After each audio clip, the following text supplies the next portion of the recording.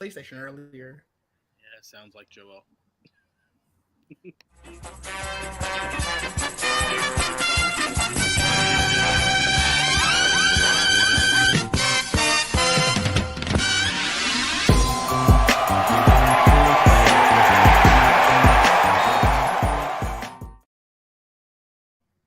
Welcome to an all-new episode of GVN Sports. This episode is going to be a very stressful one for me to get through. I thought about taking the week off. I thought about giving up on sports.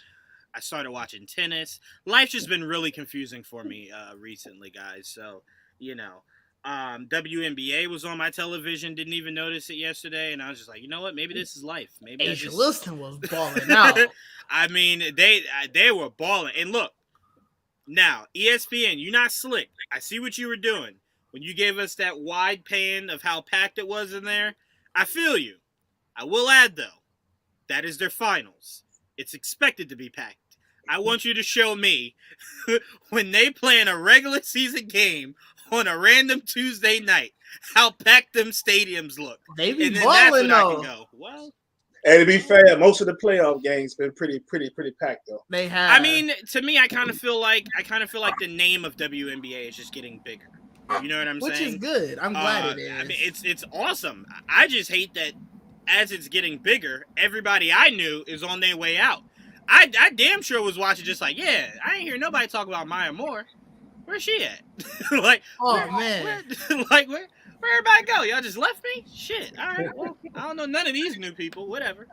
And goddamn, look, we're not getting into WNBA, but geez, does it look like these women get more and more brolic by the season? Goddamn, do they just put me to shame? I saw one flex after a layup and was just like, oh no. Nah, man, you gotta give them some love though, man. NBA supporting Ja Morant, Quinn Cook, Kyle Lowry. Them cats been out there in the stands, man. Plenty of folks, man. But shout out to the point guard. The point guard herself, Chelsea Gray. Did you know what time it is? I'm a Kelsey Plum fan, so I was also happy. No doubt. Kelsey Plum was out there throwing them up. Like she said, shoot or shoot. I mean, I'm going to be honest with you guys. Me and Joel feel like Trayvon right now. We have no idea what talking about. Get some WNBA in your life. Y'all could have been talking Pokemon, and I would have went, yep, I get it. Yeah, no, I understand. Mm-hmm. Pop was out there looking like he was looking like the proudest dad watching Becky Hammond. Yeah, Pop was out there. Yeah. He looked so proud watching Becky Hammond win. Like it was. Oh, so Becky funny. Hammond's team won. She's the coach. Yeah, they have 2-0. Oh shit! Hell yeah, Pop getting it off. Pop like, yeah, that's my tree. Yeah, Ime Adoka out there going to the finals. Becky out here going to the finals. Yeah, I'm popping off in this motherfucker, man. Bam. Popping off in this motherfucker. So I can see why he happy. He looked so ecstatic. Hey, did y'all see this though? The last week, your boy was the owner of the Raiders. Mark Davis was like just pissed because he had to decide. Well, Sunday he had to decide between going to see the Aces, which he's part of the owner as well, or watching the Raiders play. And he was like, everybody they talked to him about it, and you waiting for him to break down and start laughing. Now he was serious, like he was upset. Like, which one to go to? You know what I'm saying? Yeah. Hey, well, Raiders didn't look too good. Yeah, I mean, what do? Raiders didn't look too good, so maybe not going to that one was a good thing. Yeah. But all right, we got a crazy week one of not only NFL football but fantasy football to go through. Whole bunch of crazy shit happened. It was a dark time for guys. It was a great week. No, it was not, Didge. Okay, no, it was not. I enjoyed last week in fantasy. Well, here's the thing. We did a Survivor for fantasy football, Didge. We voted you're no longer a member of our fantasy league. Damn. See your way out. You can take that win and get the. No, I'm joking. Let me introduce my panel before we get right into it. Starting off with Didge. What's going on, Didge? Oh, not much. Like I said earlier, I am tired. It's been a long week already. You know what's weird, Didge? You want to know the crazy position you put me in? So, like, too many things went your way this weekend, right?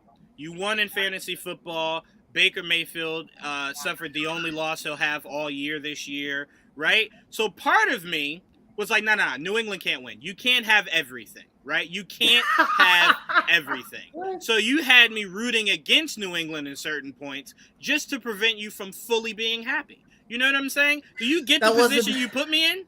That was a dark part. That was a dark part of the weekend. And I'm glad you had to go through it. God damn it. But next up, Prime, what's going on, Prime? It's all good. WNBA popping, the NFL popping. You know what I'm saying? The Bears popping. Let's go. Hey, and look, if you need them, we can lend you Mac Jones for a week. If you need them. Nah, we good, player. You sure? We you good. Sure? Okay. We cannot lend him. Don't listen to him. He does not speak for Patriots fans. I'm gonna worry about him playing this week. That's what Hey, he said he's trending. He said he's trending. Hey, I saw him at practice. He looked limber. I'm like, okay, you look good. Okay, all right. You better fucking play. You let Mitchell Trubisky outdo you. I tell you what, he loses Mitchell Trubisky. I tell you this right now. I will tattoo Justin Herbert's face on my chest and become a Chargers fan till the day I die. I tell you that right now. I'm about to be a Chargers fan. Mitchell Trubisky beats out Mac Jones and Bill Belichick. You goddamn right. There is nothing lower than that. There is nothing lower than that. Next up, Joel. What's up, Joel? Yeah, what's up? Yeah, shitty fantasy week for me, but good real football week for me. Yeah, and I'll say this, guys. We are in the movies watching Barbarian as Joel is getting updates that the Giants won. And nothing put me in a worse mood heading into that movie than how happy Joel was in that moment. Knowing that I am 0-1, right? Oh, I technically say I'm 0-2 because I count Baker's loss as a personal one to me also, right? So I'm already starting off 0-2. Joel's starting off 1-0. I don't like the feeling of this. The only thing that made me feel better was that Aaron Rodgers decided to retire in the first half, right? And then you go over to Dak Prescott, right? You go to the Cowboys. I'm like, okay, it's starting to balance me a little bit. You know what I'm saying? A little. Because if I had to come here and Prime won, Joel won, right? The idea that Dom could have came on here and the Packers won. I would have canceled. I would have canceled the show. Couldn't do it. But all right, let's get into week 1 of NFL. Football is officially back. I know technically it was back Thursday, but until Sunday comes around, football is not back. Once Sunday hits, it is officially 100% back, and there was no better feeling than to turn to almost every football game that every analyst, every person who graduated with the degrees and shit got completely fucking wrong. I can't tell you how many people, Prime, were like, Kirk Cousins against Aaron Rodgers? Are you crazy? And then by the end of the game, they were like, well, Aaron's throwing to a bunch of YMCA members. I knew one guy that You know, Prime and Michael Irvin was sitting at home just like, personal victory. No, so let's start with that game. We're not going to do every game. We're just going to do the biggest shocks, right? Right. That one was a massive one. Prime, I want to start with you because you put me on notice. And you know me, I always give respect where respect is due. I give you and Didge all your respect, but I do want to say one thing. I don't know if the Packers watched the top 100 NFL players of 2021 or 2022, however the years correlate, but on that list of 100 was a player. Now, maybe they didn't respect the ranking, but it was a player named Justin Jefferson, right? Ooh. And for some reason, I think the Packers thought Justin Jefferson was maybe, I don't know, Gunnar Olinsky or maybe Juwaan Carter. I don't know who they thought he was, but I tell you this, Packers, you had him fucked up. That one play where he caught it and he looked around and was just like, am I fucking this open? He didn't even know what to do for a second. What is this? That is probably the worst defense. And look, it goes to Didge's point of, Jair Alexander, I don't know. I mean, goodness gracious, Jair. Did you take the day off with Aaron? Did y'all just leave? Guess who was on him that play? You can't blame Jair Alexander. Guess who was on him that exact play? Yeah. You can't blame him for that, though. He gonna do it to everybody. I mean, if you look at it that way, sure. Everybody, sure. So I ain't gonna downgrade Jair because of that. Y'all, that's showing disrespect. I am because Jair. Man. I told y'all who's one of the best. If not the best, he's top 3. He's top 2. I'm telling you this right now. I still feel safe about my guy Jamar Chase. I didn't feel as though I took a step back with that pick. But I will say this: I'm if just Justin saying, Jefferson Jair Alexander can do this with Kirk Cousins, we might be looking at our first ever, not ever, but our first in a very long time wide receiver MVP. If the Vikings win that division, I can guarantee you it's not because of Kirk Cousins. It's because Justin Jefferson has become Randy Moss of today. It's really. Ball, man. I mean, Jair sure. Alexander, he went out there and was like, man, I don't know why they didn't have me on him enough. He wouldn't have had those numbers. That play that you're talking about is the most wide open he was in the game, and Jair Alexander was on him. So I don't want to hear that. I don't want him to say, oh, he wouldn't have got those, because his best play was on you. So what are we talking about here? That's why I take him down a notch for that. It looked bad, but look, here's the problem. As much as I would love to jump on board and poo-poo on Jair Alexander, here's the problem. He's in good company, because as bad as he looked Sunday, guess what? Jalen Ramsey looked 1,000 times worse, right? And here's the crazy part. I didn't hear the names Stephon Gilmore on Sunday. Did y'all? I didn't hear it. Did y'all? I know they didn't win. Did y'all hear his name? I didn't hear his name. So I'm like, that's why I said with Prime, and I'm passing it to you. I'm sorry, Prime. You had that TikTok of, necessarily where you're ranking cornerbacks and whatnot, and I put under your post. The better question is, should we reevaluate what we view elite to be when it comes to these said corners? Because it looks like elite is gone. They're better than most, but they are not elite anymore. And that's what it looks like Gilmore's in the company of, Jair is in the company of, Jalen Ramsey's in the company of. That's just what it looks like. But I pass it to you, Prime. You can do a victory lap for your man Kirk Cousins and Justin Jefferson. But your thoughts on that game, and then if you want to get a little bit into the kind of how you view the cornerbacks of today. All right, so as far as the game's concerned, I'm not surprised at all. And I'd have had them. I'd have still picked Minnesota if Devontae Adams was there. I know. But they only put up Packers put up 7, so we maybe just have a more entertaining game, right? 23-7. Mm-hmm. Now, look, I've been telling y'all about Kirk Cousins. It is what it is. I shouldn't have to tell any of y'all about Justin Jefferson again. Okay, this is barring a injury. Lord knows, please, that don't happen, bro. I'm telling you, you're gonna see more and more of this almost every week. He's gonna, Jair ain't gonna be the only person that get it. They better start doing some double coverage, blanking or something, and then Thielen or who knows? Maybe even Jalen Reagor might. I don't know what's fine, but anyway, this is nothing new, man. They've been doing this, right? They have been doing this. His short time in the league, he has been really in people's behind. Like, he gets busy. So, enough said. Every time you see this cat out there doing the giddy, y'all think of Prime. I told y'all. All right.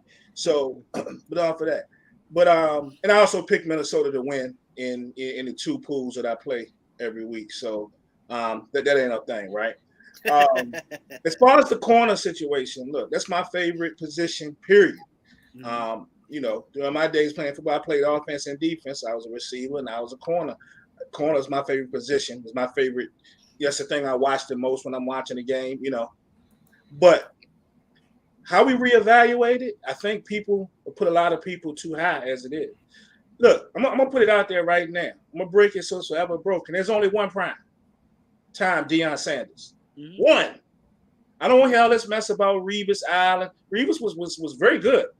He was never in Deion's class. Let me tell you. I don't know. Prime. Never. There's one. Never, man. Y'all get off that New York stuff, man. Never. Oh, no. Trust me. I'm a Patriots fan. I have no loyalty to Darrell. And what you got to understand what I'm saying is, and he was freaking great. Talking about Revis. Mm-hmm. There was one Deion Sanders. Period. Okay. All right. So we got Deion did have them afraid to throw to a half of the field. Yeah, let me say not even just the guy that they were covering, just an entire half of the field. Let me say this, Prime, really quick, and I'm gonna let you finish. If you view Deion that way, right? So I'll say Deion is like Michael Jordan to some people, right? It's Michael Jordan, then whoever else you want to put, right? I'll just say this: if you want to put Deion Sanders on a pedestal of his own, I'm just saying Revis does not belong with whoever else you think was an elite corner in their history. Revis does belong on a platform of his own also. I won't argue that maybe he doesn't belong next to Deion Sanders, but he also should not be put next to a Gilmore, a Ramsey, Cromartie, you know what I'm saying? Guys like that. Again, like Didge was just saying, you had people that would look at Revis's side. Even if you had two Deion. Oh, you said that for Deion. Well, I mean, that was an issue for Revis too. But not to the extent that it was for Deion. Deion is totally Revis. Bro, I've seen it all, and I had a special interest, and I don't want to be biased because one, I'm a Florida State fan. They take Florida State, dude. I watch this. It's no comparison. You don't have these guys. I'm sure he's got corners that's playing in the league now. That probably would tell you, oh yeah, I was put him on the list. Yeah, I looked up to this person, that person, or whatever. Almost every corner that we consider to be the best corner, Deion Sanders' name gonna come up. There's a reason behind that. Deion was something different. You have to understand it. He was something totally different. And a lot of these players are trying to emulate that. But I think, too, that nowadays that we're so quick to yank people down from a certain status because they get burned a week or two. I got a message. I got a news flash for everybody. Your favorite corner gets burned, too. You might not see it every week. They might not put a X on his back or a spotlight on him because he's not Jalen Ramsey running his mouth all the time. Man. Or on TV. Your favorite corner gets burned too. You know what I'm saying? You don't see it. Even if you got red zone, you're not going to see it every time if it's not a scoring play. But your best corners, your Alexanders, your Whites, your Howards, Xavier Howard. These guys get burned too. But we so quick that he ain't this, that, and the third. And Jalen took it really hard because he runs his mouth all the time. And I do think he's forgotten a few things. He's a little overconfident sometimes and try to rely on just because of who he is. I give you that. We go back to the Super Bowl. Everybody's talking about the Super Bowl when there was clearly pass interference call on one of those plays in which the referees admitted on that deep ball he got beat on after the game. That was. That wasn't. But they surely made up for it against Cincinnati.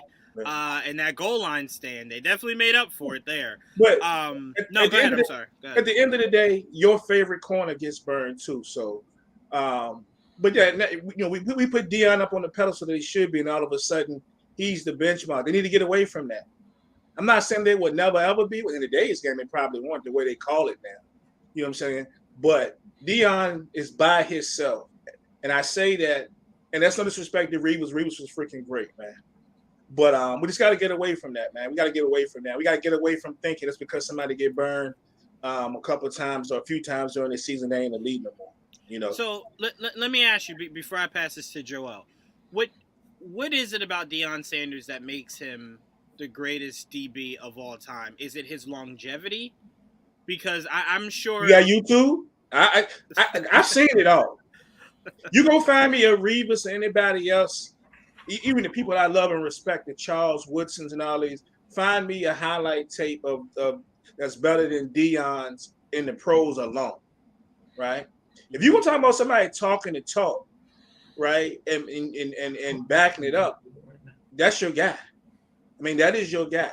He Jerry Rice, who's arguably in most people's standards voted the greatest wide receiver to ever play the game. Jerry Rice will tell you they ain't even close. It was Deion Sanders, man. I kind of feel like when you play, that's like asking Larry Bird who was better, Jordan or LeBron. He's gonna always say Jordan. He played against Jordan. You got to see the greatness up close and personal. So I think the difference is a little bias. What LeBron have you seen at cornerback? That could be argued. I would say the biggest name was Revis.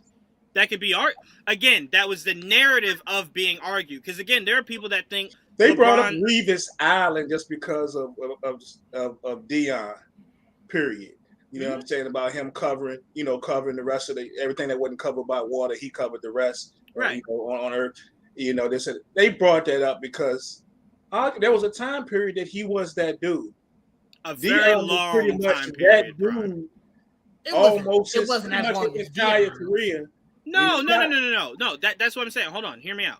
I'm not comparing them. I told you before. I won't even engage in comparing. I'm saying for Darrelle Revis's time, same as you look at LeBron, right? You can make a case that they've made an argument. I'm not saying that they've won the argument, You know what but somebody you can gonna make say a when case you that say they've that? made an And argument. I understand it might not be fair, right? So Dion won with 2 rings, right? Mm-hmm. And was legitly had a hand in both of them.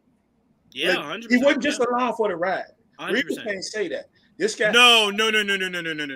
You cannot say Revis was along for the ride in New England that year they won the Super Bowl. No, You definitely can't say that. He wasn't. Dion, I don't know how much you would remember when Dion's with the San Francisco 49ers, which were already stacked. Mm-hmm. He was still that dude. Okay. Oh, yeah, he just didn't go there with a bunch of people that could play. He was that dude before he got there. I get He you. was that dude. When he won the Super Bowl with the Dallas Cowboys, he was that dude. You understand? I completely get you. And I will say, with him. When he was with the Atlanta, you can go back and watch his Atlanta Falcons tapes alone. Yeah. Alone. We got to get to the 49ers stuff, the Dallas stuff. Even when he came back and played those couple of years with the Ravens. Let me ask you this then, Prime. Take Deion Sanders out. Mm-hmm. Would you have an issue if I put Darrelle Revis at number 2? I wouldn't have an issue with it, but he wouldn't be my guy. He wouldn't be your number 2? Nope. Who would be your number 2? If you don't know, don't worry about it. Yeah, don't worry about it. I would put it this way. I would have to really think about it, but I'm going to tell you a guy that I liked once he got his stuff together and realized what it took to really focus on the position. Mm-hmm. And I probably might think of somebody else. Yeah, I'm not going to hold you to it. I'm not going to hold you to it. I like Rod Woodson. I mean, Darren Woodson. I was thinking. A lot of people have him. Yeah, a lot of people have him up there. Rod Woodson. He's in my top 5. And the safety. I mean, he was a super legit corner. He's in my top 5. I mean, again, I look at Revis and I go, an argument could be made. Those 2 AFC Championship games, there's no way you get there without him. No way. And in New England going to that Super Bowl, no way you get there without him. Y'all might not agree with me on this, but I'm gonna tell you, I'm gonna tell you, Sam. Another Charles Woodson as well. Charles Woodson. Yeah. Top 5. Honestly, y'all haven't brought up Champ Bailey yet. Champ Bailey's top 5. Champ Bailey's top 5. Champ Bailey was a monster. I won't argue that. And I will say guys like that had the supreme ability to go from corner and then transition to well, a lot of them did it because it was in their best interest. Right, 100%. Yeah. Right. But again, that's talent. Not everybody could do that. That's talent. Guess who stayed at corner? Deion Sanders. Yeah. Okay. Even when he went to the Ravens, even when he left and then came back and he ended up with the Ravens, and he didn't start, right? When he was, he was an older guy. And when he came in and they put him in that nickel, dude was still picking off passes, shutting down slot receivers. I'm just telling you. Yeah, no, to me, I just wanted to defend that Revis year because, again, it was the only year I will ever defend Revis for. I will say, because a lot of people go, oh, well, New England's cornerback room was loaded that year. Not really. If I named you some of those names and then asked you what did they do before or after, there's just no conversation to be had. It was Alfonso Dennard was one of our corners, Brandon Browner, who played a massive role. That man was taking tight ends that year. Brandon Browner, you had Logan Ryan. That was a year where fucking Kyle Arrington was getting fucking bent over barrels by every wide receiver known to man. Seattle almost single-handedly won a Super Bowl off of just throwing to Kyle Arrington's guy. It was not as stacked as you think. Bill just really had a way of solidifying that core group that he had. But you take Revis out of there and tell me that Brandon Browner's your number 1. No, there's no way that defense is. I leave you with this. The man said, "Water covers 2/3 of the earth. I cover the rest." That's all you need to know. That's fair. Can't argue. Look, like I said, I can't argue you're number 1. I can't argue it at all. To me, Darrelle Revis, if I had to just kind of box it in, is top 5. To me, I won't accept any lower than that. He's top 5. If you want to put him at 5, I don't care. No way he's out of the top 5. I'm sorry, I can't accept that.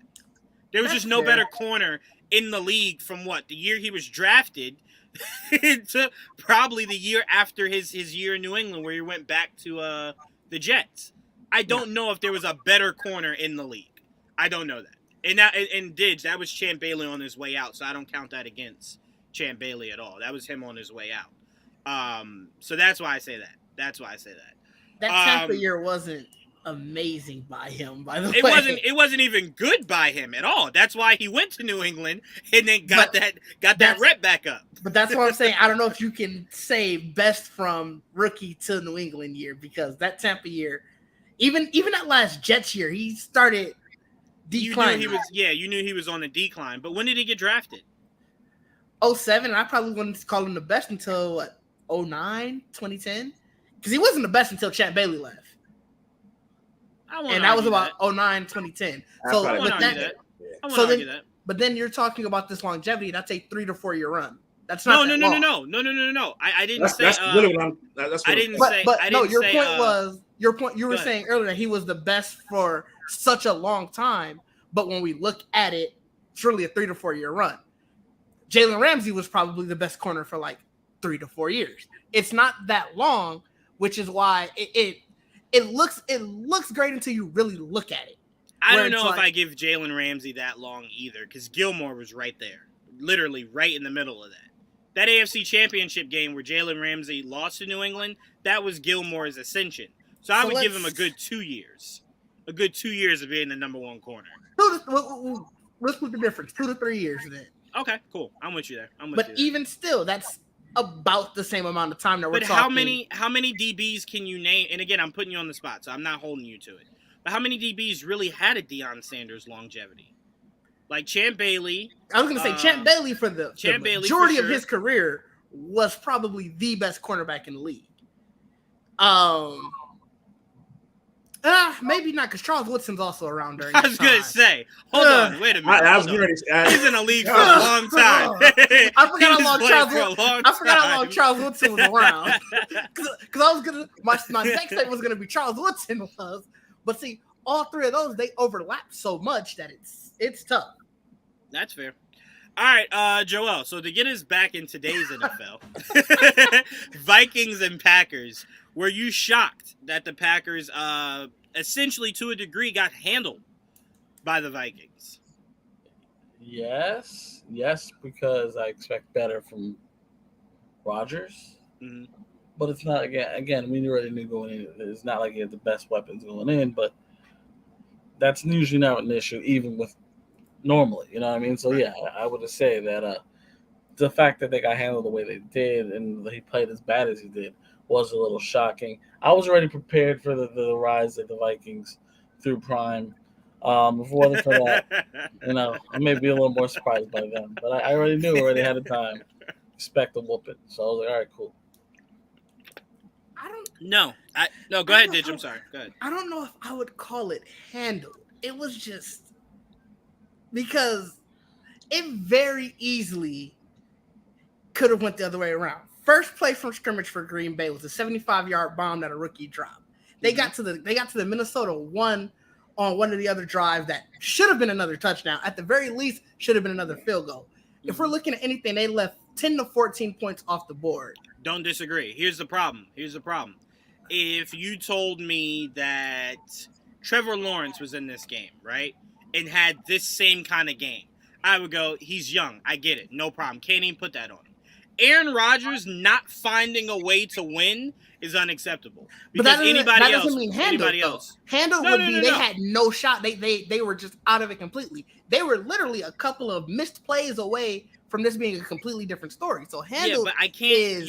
You can't go the what if on the idea of there was a whole game where you had an opportunity to, and then whole game. I'm not talking about whether or not they would have won or not, but I'm saying handled means complete destruction. If there was zero chance, where it wasn't zero chance. This is a couple of bad things went the wrong way. No, because I think blowout means blowout. I think handle just means you went in there and you essentially rendered them useless. And that's what they did. That's the thing. They didn't render them useless. How? Useless because if we're talking, you can even say they handled them offensively. offensively you got a better shot, but defensively it's if you're talking about a couple of bad beats away, you're not rendering somebody useless. You just got lucky. I don't know, man. I don't know. You ever listen to people talk about Brady against that 07 Giants front seven? Front seven. But going into that game, they were the most high-powered offense in the NFL. They did get handled. They rendered them to where they were. And that game was literally a field goal. But you rendered the most powerful offense in the NFL to 14 points. Didge, we are not going to split hairs here. You have the back-to-back MVP that you left going at 7. Going at 7. You again, a drop should have been 14 right there. Fair. It wasn't though. That's fair. And then you had time to make up for that 14. You did, but it's still the point of I can't say you rendered someone useless if a rookie. You didn't render Aaron Rodgers useless if a rookie dropped a short touchdown. The 4th and 1, they should have just kicked the field goal. That was just them. They're trying to make sure they can keep points. But it's not they were consistently moving the ball, and then something would happen where you just couldn't finish the job. It sounds like you're saying. It sounds like you're saying. Get that defensive line some credit though. I was just about to say. Line, yes. What it sounds like Didge is saying is the Packers more so gave the game than Vikings won the game. I don't see it that way. I would agree with. I don't see it that way. Vikings for sure won that game. For sure. For sure. And if you're splitting hairs over the term handled, I will say that nobody outside of Prime and Michael Irvin had Minnesota winning that game by any means, by a field goal, by a safety, by a last-minute interception. So to look up at that scoreboard and see 23-7, somebody got handled. I'll tell you that. You can pick and choose who that handler was, but somebody got handled out there, Didge. But no, going right to you, Didge. So elaborate your thoughts on this game. I mean, it was definitely a bad game for the Packers. There's no getting around that. But I think there's a lot more that they can look at and say, well, we just kind of fucked ourselves here, 100%. Rather than Minnesota was out here just again. That's why handled is just such a bad word to me, because I do think in more instances they were beating themselves up. Aaron Rodgers was making throws that he wouldn't have made, but it's because he doesn't trust his receivers. Because on the very first play, that was a beauty of a pass, and he let it go right through his hands. I wouldn't trust my receivers after that either. I get it. Yeah, but just like you told me I couldn't give up on New England after one game. If you're a professional he didn't give up on leader, no, I know he didn't. But even his comments after the game, these are babies. You essentially have to coddle these said babies. And some quarterbacks don't like to do that. Brady came out and said, I don't fuck with that. That's why Bill don't draft no wide receivers in the first round. I don't fuck with that. I don't fuck with having to coddle anybody. I want grown men who know what they're doing and are ready to play. That looks like what Rodgers is at that point in his career. That's all he wants. I need guys that are experienced, that won't drop shit like that. But to me, I kind of feel like some of these guys you have to give that to. Because picture if we judged Julian Edelman the first time we got him. Right? But he's not. He consistently threw it to Watson, and that's how they were starting to get movement. Well, that is the most experience out of Cobb is Watson. His career just kind of... Watson's the rookie. Wait, no, Sammy Watkins? He's talking about Watson. I'm sorry. Yeah. I apologize. I'm like, Sammy Watkins? No, he's not. I get you. Christian Watson is the one who dropped the 75-yard pass. I got you. He didn't throw it to Sammy Watkins nearly enough. I think he only got I don't know how many targets. I know he had 3 catches. You gotta be fair. You go back and watch. There's a couple of plays we talked, and he did drop it, so I'm gonna give you that. There's a couple of ones that Kirk liked to have back too. There's a couple of overthrows in that game where the defense was cooked. I mean, cooked. You notice I'm only talking about the offense here. You don't have to talk about the Like I said, if you want to say that Aaron didn't get handled, I keep trying to say somebody got handled in that game, Didge. Whoever you want to point it to. Notice I haven't said anything about that defense.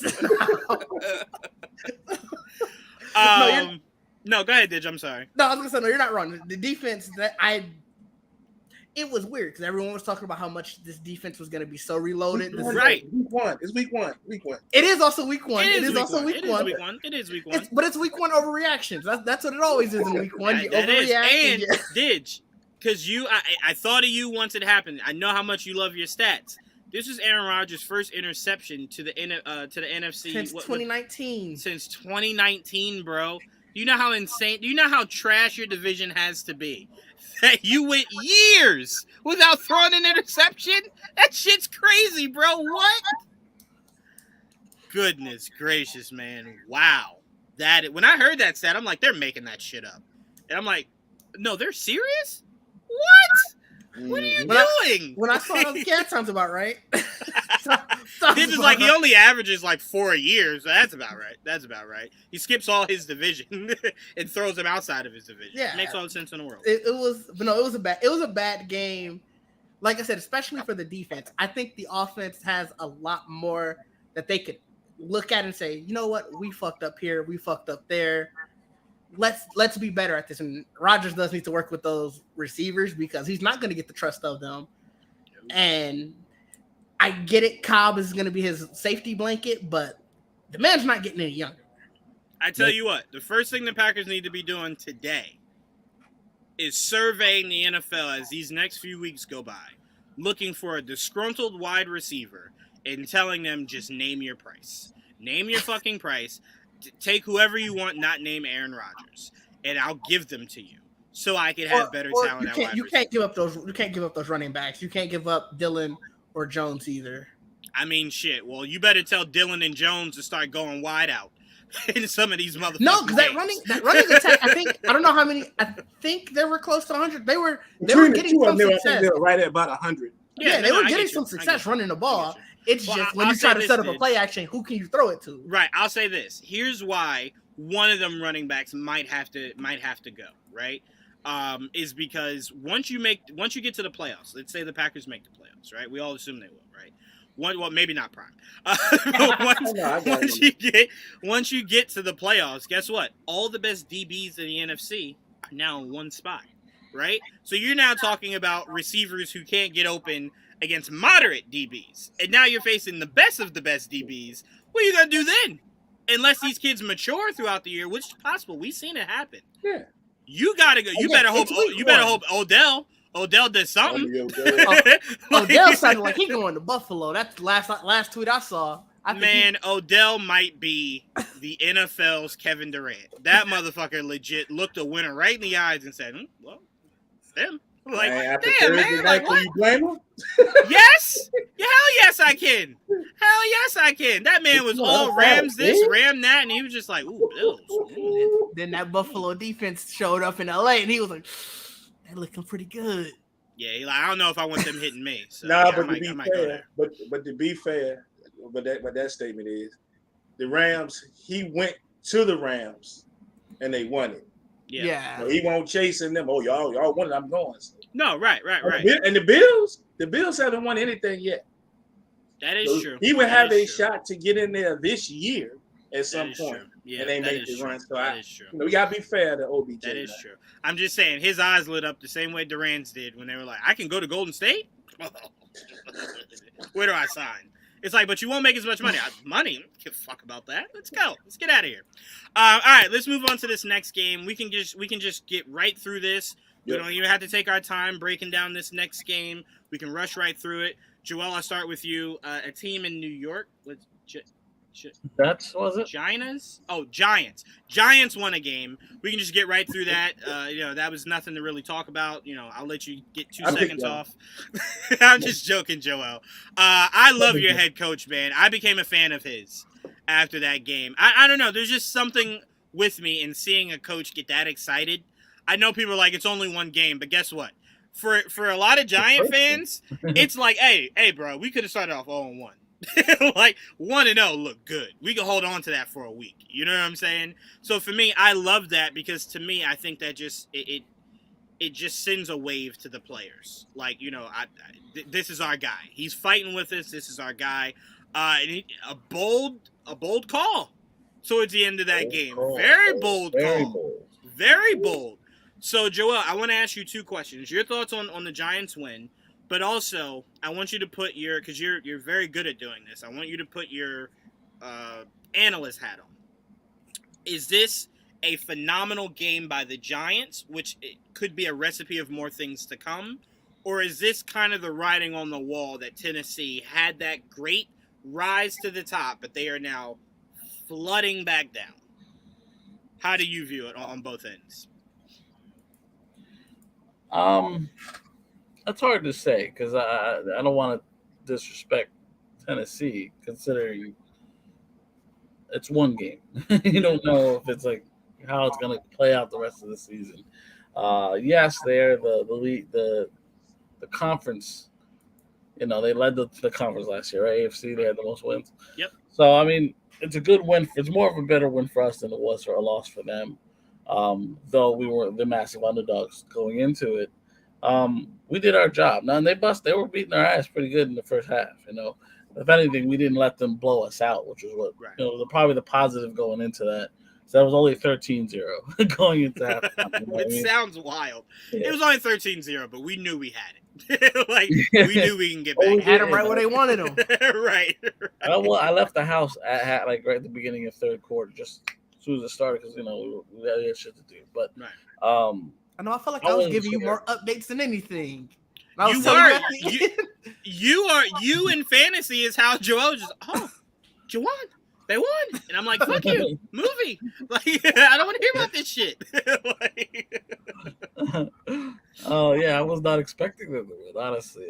But like I remember, I was getting updates, and there were scoring plays. I'm like, what happened when I left the house? Everyone said that they wanted to play football. I'm like, that's great, But yeah, I mean, look, it was a great game for Saquon. That's kind of what we were hoping we'd see. Saquon looked great.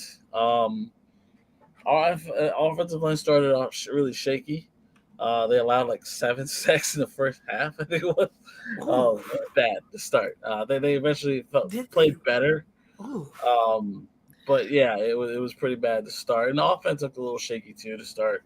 It's just, I think it takes a while to get chemistry, period. Mm-hmm. So that's why for me the Giants offense and defense kind of looked the way they did. But we do have an aggressive defense because we have an aggressive coach. And you can make an argument you're missing your best defensive piece now. Well, we were missing our starting edge rushers. Right. Right. But I mean, Tibbs, you can make an argument. Tibbs might be in the running for your best. Right. The guy that led the team in sacks last year didn't play, and our rookie sensation didn't play. So defensively, we were missing our two best edge rushers to start the game. And then we lost our rookie receiver in the first half, so the injury. So I was like, oh shit, this is not starting off really well. But we pulled it out, and a lot of it was on the legs of Saquon. And I gotta give Daniel Jones credit for staying in there, and he did look good. I mean, he didn't look great. He definitely had a fumble. He had an interception, which was terrible. But he didn't let him deter him. He came back and rode us right back down the field. So it's like I can't really fault him for that. And Tennessee looked good in ways. They made a lot of puzzling decisions. They made a lot more bad decisions than bad plays, in my opinion. That's I also don't like when you tell me Derrick Henry ends the game with 87 yards. He was running it. We were stopping. I mean, their pass rusher is good. I forget his name. Joel, that one hit at goal line that Derrick Henry got where he just floored his ass in midair. I said, oh shit. Who the fuck are the Giants? Who the fuck are you? Like, you can hit motherfuckers like that. Where did this come from? That was a hit. Yeah. Derrick Henry got up and was just like, hey, I do something to you? Like, the fuck? That was a personal hit. Like, God damn, I felt that. What's wrong That's Mr. Irrelevant. That's Tate Crowder. He was the last pick in the draft like 2 years ago. 3 years ago. Like that.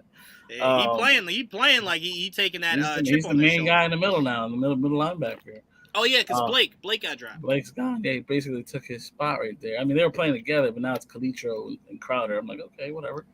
I like what I see so far. Our corners, I was worried, but they stood strong. They did okay. Even our passers did okay. Also helps, I don't know who the fuck Tennessee's wide receivers are today. Oh, well, trust me, we didn't either. It's just when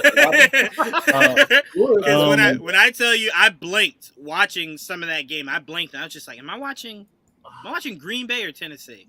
It was. I can't really figure this out. What's his name? The running back. The not Derrick Henry. The one. No, I know him. Hilliard. He was kicking our ass. Like, especially the first guy. Oh man, he was a threat. I couldn't do anything against that guy. But really, like I expected more from Robert Woods. He didn't really do much against us. Well, I mean, I think he's going to take a while. Maybe middle of the season, coming off that injury. Middle of the season is probably where he'll start to get into whatever his form is now. Right, and this guy Jeffrey Simmons really was tearing us up. He was killing our yard guards. It was just like he was hard to stop.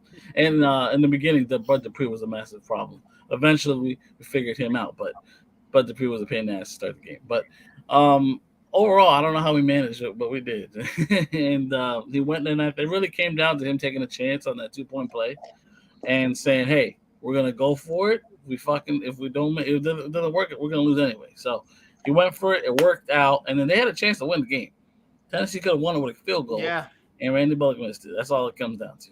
He brought it down the field. Like, I don't want to fault Tannehill for anything. He brought it there for them to win the game. He could only do so much, right? You know what I mean? Right. But that's why I'm not just judging Tennessee off of this game. I'm judging him off of the fact of, and Didge, as I pass to you, correct me if I'm wrong. You ready for this, Didge? Mm-hmm. Wasn't it Tennessee who sacked Joe Burrow almost a historic amount of times in a single game and somehow managed to fucking lose that said game? So for me, and let's also add this in. You ready, Didge? Tennessee got the number 1 seed, albeit, if I play for the Titans, it don't matter. But they got the number 1 seed in possibly one of the most puzzling years for the AFC. Right? To where it was just like, I don't really know who the fuck is coming at. Like, at one moment, the Colts looked like the number 1 team. Chiefs looked like the number 1 team. Bengals looked like the number 1 team. Bills looked like the number 1 team. You couldn't decide. So it was a toss-up. So it wasn't shocking that Tennessee won it, because it was a toss-up for any of those teams at that time to possibly get that number 1 seed. So for me, I'm not necessarily, Joel, judging them off of Sunday, and more so off of what is their identity. Because it used to be Derrick Henry will run it down your throat, will play action to A.J. Brown, game over, right? You lost A.J. Brown. Derrick Henry's being somewhat found out. And I don't mean that like, oh, we know how to stop him now. I mean more so like, I will just load up the box as much as possible. 200 on Sunday night because you said that. Right, it is week 1, and you are, man. Guess what? He's on my fantasy team, so if anything, this is me trying to get his ass into shape. That 87 was not looking good to me. It was not, especially when I had Cordell Patterson on my goddamn bench. That was not looking good to me. This man ran for 4 yards a carry, and he got figured out, apparently. Yeah, I said it. You goddamn right. He better hear this too. I need 300 yards this week.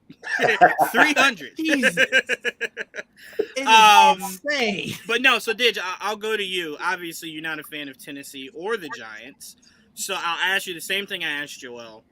Who do you put this more on? Just a really phenomenal day of football by the Giants?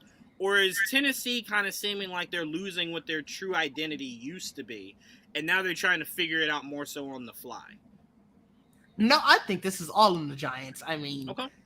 Daniel Jones wasn't great, but he was extremely efficient. He was, I have it up right here, he was 17 of 21. Mm-hmm. And granted, he only threw 188 yards, but I mean, It's the efficiency there. The 2 touchdowns. I didn't watch the game fully, so I didn't see the really bad pick. But what it really came down to was Saquon Barkley was what we all thought he was going to be. And he was just a monster out there. I mean, looking at the numbers, 164 yards, 9 yards a carry.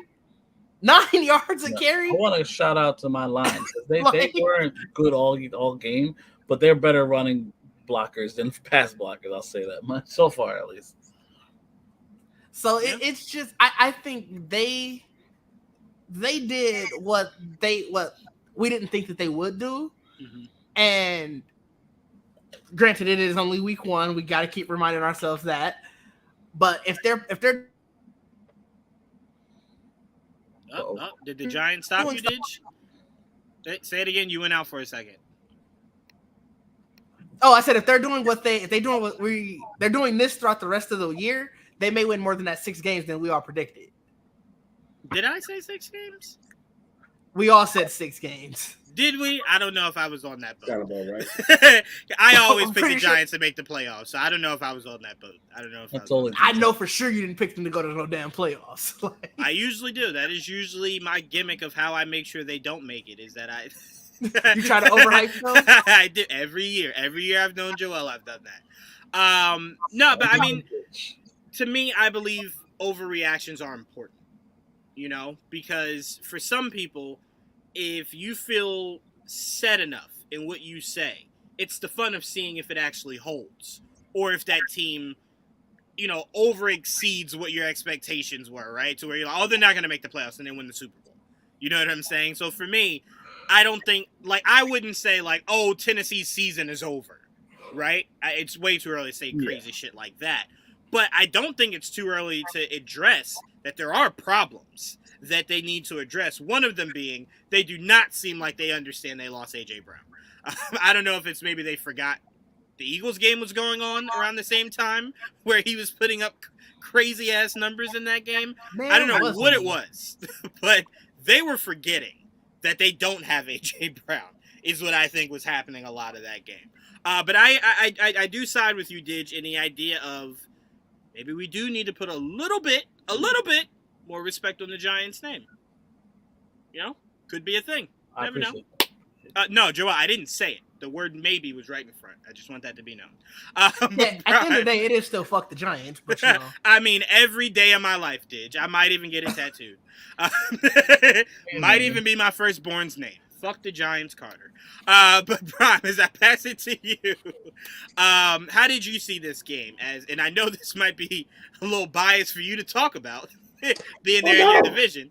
But how did you look at this? Trouble in paradise for the Titans, or just the Giants just playing a really good Sunday of football?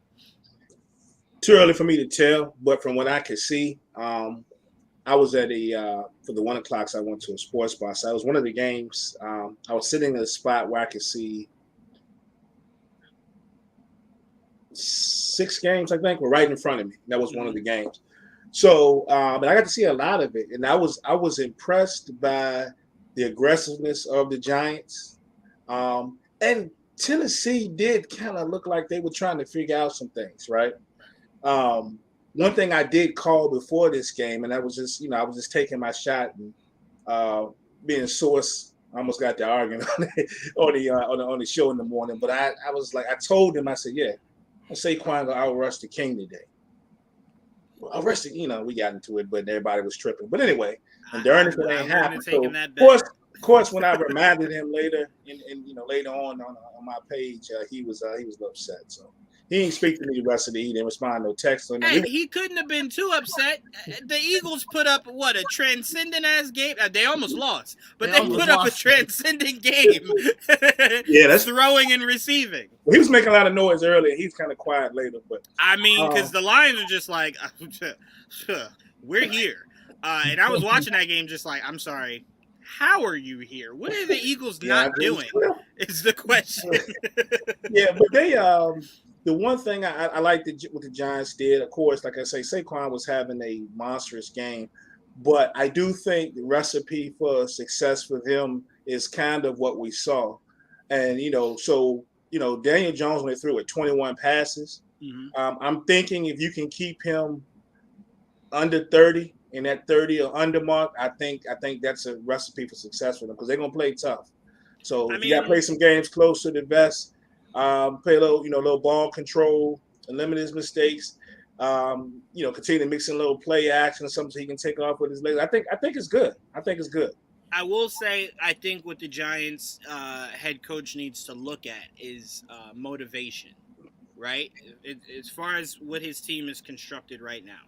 Obviously minus some things, but this team, right? If they can continue to play this hard, you can look at the roadmap that the Jets had that year. LaDainian Tomlinson is their running back, Santonio Holmes, you had Revis and Cromartie on the other side, but what was their identity? Their identity was Sanchez, throw it as few times as possible because LaDainian Tomlinson will lead us on home. right? Mhm. So it's like if Saquon can stay healthy all season, Daniel, don't lose us games.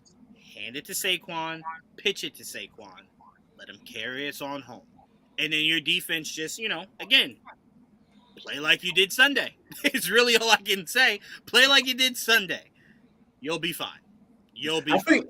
I think the Titans too. I think what they're hoping is, of course, they brought in, like I said, we talked about Robert Woods, but the young kid they got, Traylon Burks. They are really high on Traylon Burks. A lot of GMs were pretty high on Traylon Burks, right? Yeah. And he actually, he had, 3, 4. I was looking at 3, 4, 60 something, but 55 yards was 18 yards reception. Mm-hmm. The big playability is there. They just couldn't get that thing going on Sunday. But I think I like what I saw from the Giants. So if they're not gonna do anything else, they're gonna play tough. I mean, look, we've seen this. Brady went from Randy Moss as his number one to Julian Edelman, right? That was a transition period. That wasn't an easy time. It was a transition period before Julian became who we know him to be, right? So I'm like, you just lost A.J. Brown.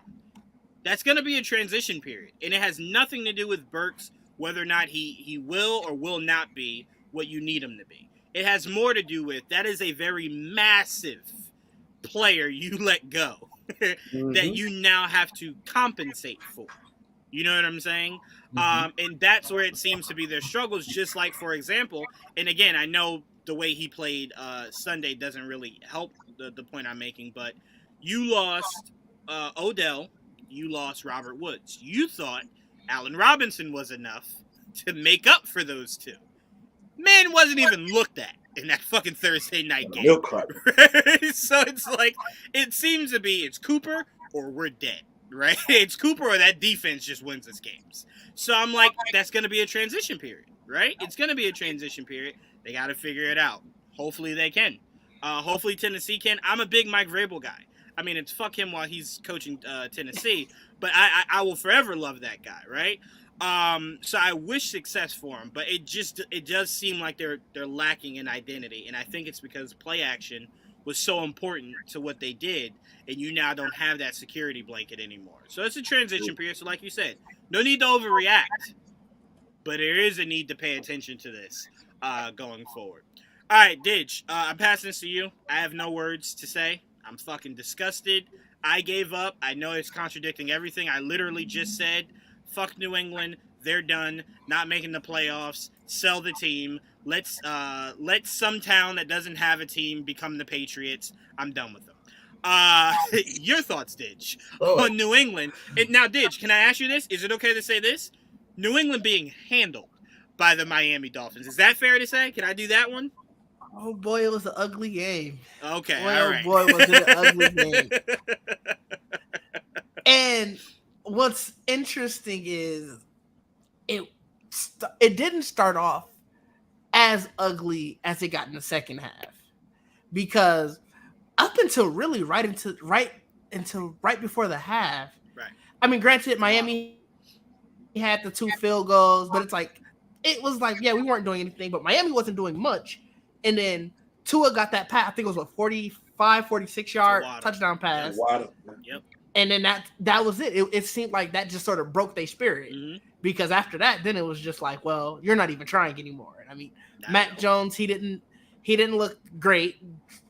Seems like the stuff that we were hearing all off season, especially during training camp, was kind of true. But it's week 1. It's week 1. It's an ugly game. We don't play well in Miami ever. We didn't play well in Miami with Brady. That is also so. It's but Brady ain't looked this bad necessarily. There were some bad weeks in Miami. There were some bad weeks for sure. But I think you could chop. I think a lot of those games you can kind of look at as more so a bad Patriot Sunday, not necessarily a bad Brady Sunday. No, there were some bad Brady Sundays. No, that last one, the last year he played for us, where they got that fucking miracle in Miami, that ain't had shit to do with Brady. Like, that was one of those. Yeah. Okay. What are we doing here, Bill? What is this? But I'm just saying in general. Yeah. And I won't hold that interception against Mac Jones because that was a pass interference. I don't give a fuck what you say. That's pass interference. I don't give a fuck. Fair. Bias or no bias. That's pass interference. It just it was an ugly day. They definitely got a lot to work on this week. I'm hoping that they come out against Pittsburgh and that defense and play a little better. Well, there's no TJ, so there should be some hope. Some. Yeah. But again, I'm telling you right now, they lose to Mitchell Trubisky, Didge. I will not live that down. I will not. They can win the Super Bowl, and I will forever remember. You fucking lost to Mitchell Trubisky after losing to Tua, who was throwing flea flickers, essentially. Like, little a here, lot of take teams this. have lost Here, to Mitchell take this. Trubisky, though. I don't give a damn. Not Bill. Not Bill. Not a day in his life. Not a day in his goddamn life did he lose to Mitchell Trubisky. Bet not happen this Sunday. Tell you that right now. I'll fucking go with the Giants if they win this Sunday if Bill loses. Tell you that right now. Tell you that right now. Like I said, I get it. It was ugly. It was an ugly week. You are underselling it. I feel as though you're not doing it well enough. Let me help you here, Didge. We have a defensive coordinator and a special teams coordinator calling our offensive plays. And now, most people would go, well, who cares? Bill's there to help anyway. That's fair. I will tell you, there was a pivotal 4th and 3 to where Mac Jones threw it to Devontae Parker, thinking Devontae was Randy and Mac was Brady. I don't know who the fuck Mac Jones thought he turned into in the offseason, but it won't that. And I don't know who the fuck he thought Devontae was. It won't that. There aren't a lot of positives. That was the ugliest 4th down play I've seen since the Colts all lined up on one side to do that fake ass punt. That was that was just like, play. What the fuck? What are you doing? Why are you throwing it to him like that? And don't get me started on Kendrick Bourne bench all game, comes in 42-yard pass, 42-yard completion, and then he gets right back out of the game. Damian Harris couldn't run. By the way, started that asshole too. It was a real asshole day for me with my running backs, right? Meanwhile, Cordell Patterson was on my bench just like, look at me, Juwaan. I got a touchdown in 100 yards. And I'm like, I know, buddy. You're on my bench. So I'm just saying it was a horrible game. Eric Mangini is leading the parade of it's one game. Don't forget 2001. We went 0-2, won the Super Bowl, and Brady wasn't even Brady yet. He was still baby Brady. And I'm like, yeah, I get you.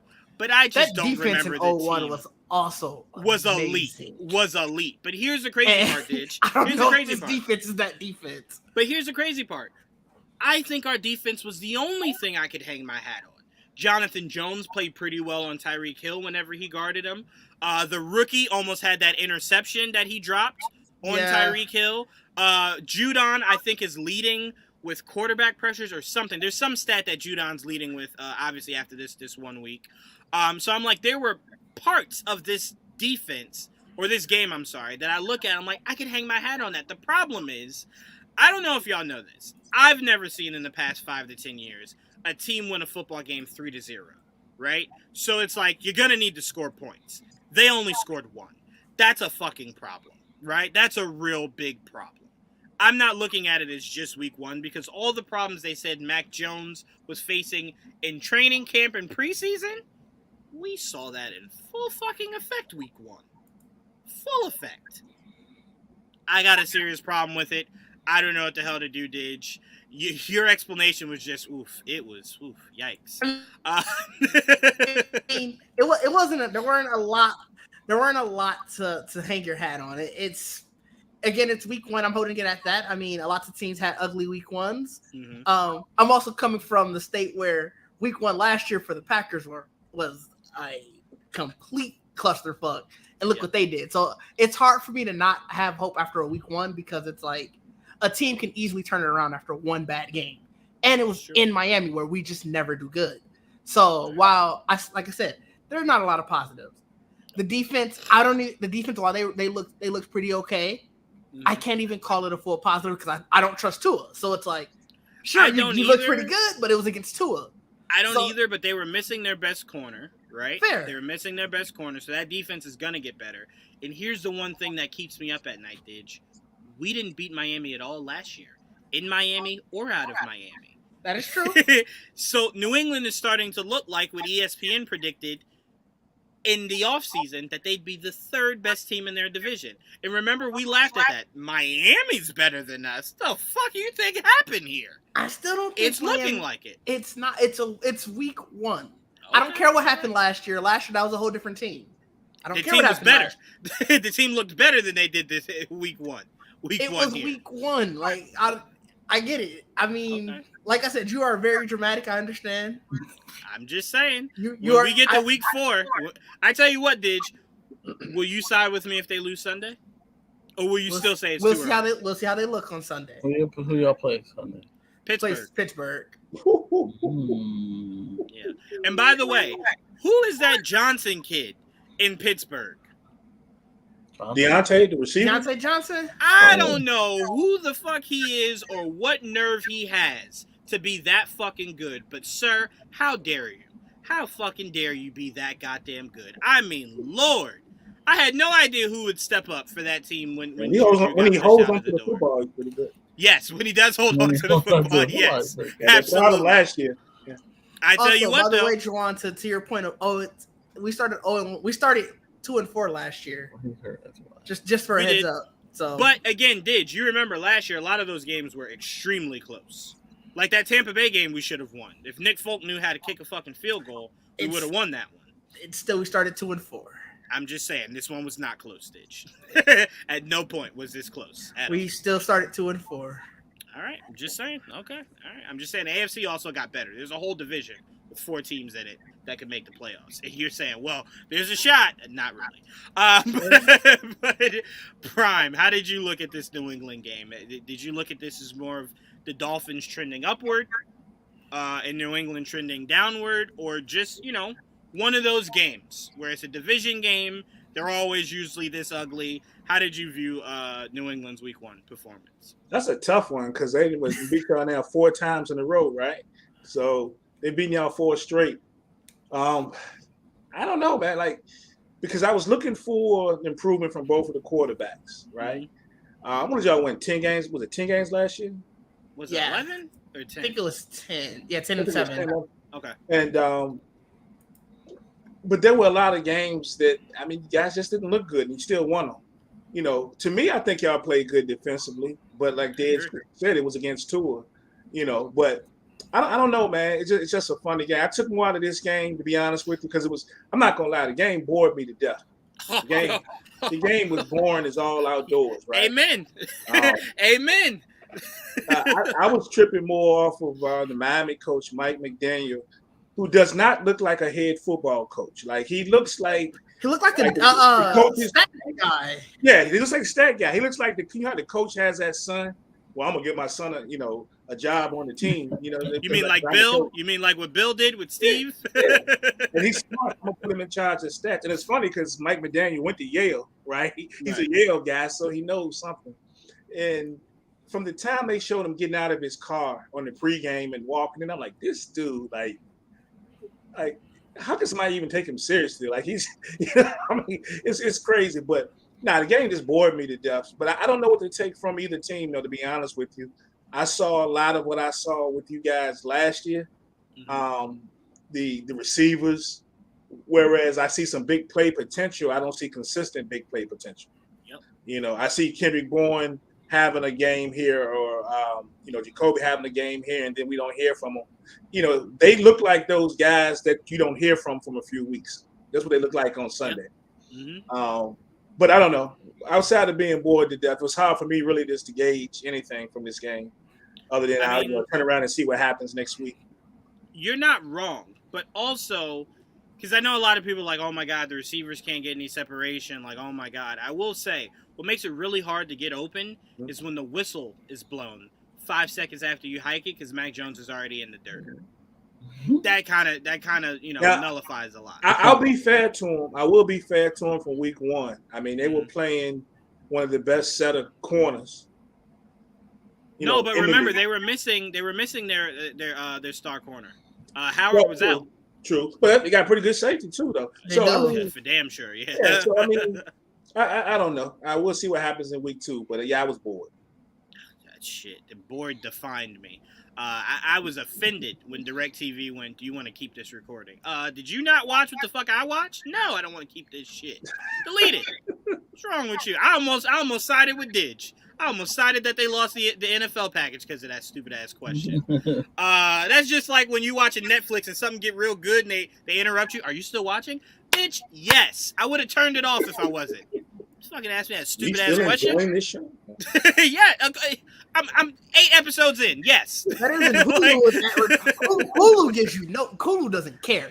You'll fall asleep watching Hulu. You show up in a whole new show.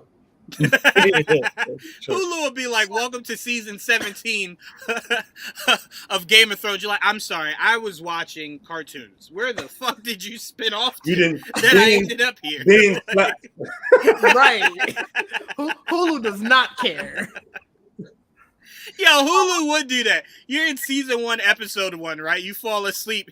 You at the season finale. Hulu, the fuck? You didn't think maybe I was asleep or some shit? Like, you would say something maybe? But Joel, your thoughts, man, on this Miami Patriots game? Don't have many thoughts. I figured Miami was going to be better this year. Wasn't sure that it would actually be true. I didn't see a lot of people having faith in it. So the fact that they pulled off a good victory over y'all was impressive. Though I'm not sure how good y'all were going to be anyway. Considering the way you talked them up, I figured it'd be it was a better fight, but whatever. We were hoping, Joel. But shit happens, bro. It's week 1, like I said. I didn't see the game at all, so I don't really know. I just know the only regret I have from that game is I left Waddle on the bench, and I know better now. I'm gonna be honest. Miami didn't look great. Miami didn't. It's not. Our offense just looked even worse. Is he still hurt? Who? Was it Mac Jones? He's saying he should be able to play. Yeah, all right. So you guys still don't have a offensive coordinator, defensive coordinator? I don't know what Bill's You doing thought it with changed that. after one game? I wasn't sure. Settle about something. They're doing offensive Joel's coordinator like, by ain't nobody committee. get fired yet? It's coordinator by committee. No, I told you, Joel. I told you what Bill's doing. Bill is hoping that the Raiders have more games like they did Sunday. They fire Josh McDaniels and he comes home. That's what Bill's holding out for. That's why he don't want to name nobody. Because then it's like, well, it's not fair you fired him after just 1 year. Bill wants to go, you didn't know who the fuck my coordinator was. So you can't even say that. I could have been firing somebody who never called plays. He's just waiting for Josh McDaniels to fuck up again. That's it. That's all that's going on. And look, by the looks of that Chargers-Raiders game, he might be on to something. All right, let's move on to our next game, Prime. I'm going to go to your boys. All right. Oh, boy. Look, I'm going to say this, Prime. I actually root for the Cowboys. And I'm going to be honest with you. This is why. There is nothing that rubs my soul the wrong way more than seeing the joy Stephen A. Smith gets in Dallas losing. I don't enjoy it. Like, I know a lot of people can't wait to hear what he says, how he just laughs with the cigar and the hat. I hate it. I hate it. I hate it. I would love nothing more than for Dallas to win it all, and then all of Cowboy Nation shows up to First Take. And they just stare at Stephen A. Smith for the full show. They don't even say nothing. They just stand there. You even see some of the ghosts of the old Cowboys. Everybody just standing there. That's what I want. That would be the perfect First Take episode. Perfect for me. But, unfortunately, Prime, we get more games, unfortunately, like this. Which is weird, because I believe this Tampa Cowboys game, you could look at it the same way Didge looked at Miami and New England. To where it's like, well, you can't really say Brady balled out. You know what I'm saying? You can't really say that. You can say their defense did. I could definitely say that he didn't ball out. I have at all. You have Tom Brady, yeah. But I will say this. There was nothing more painful than to see that Prime's team lost.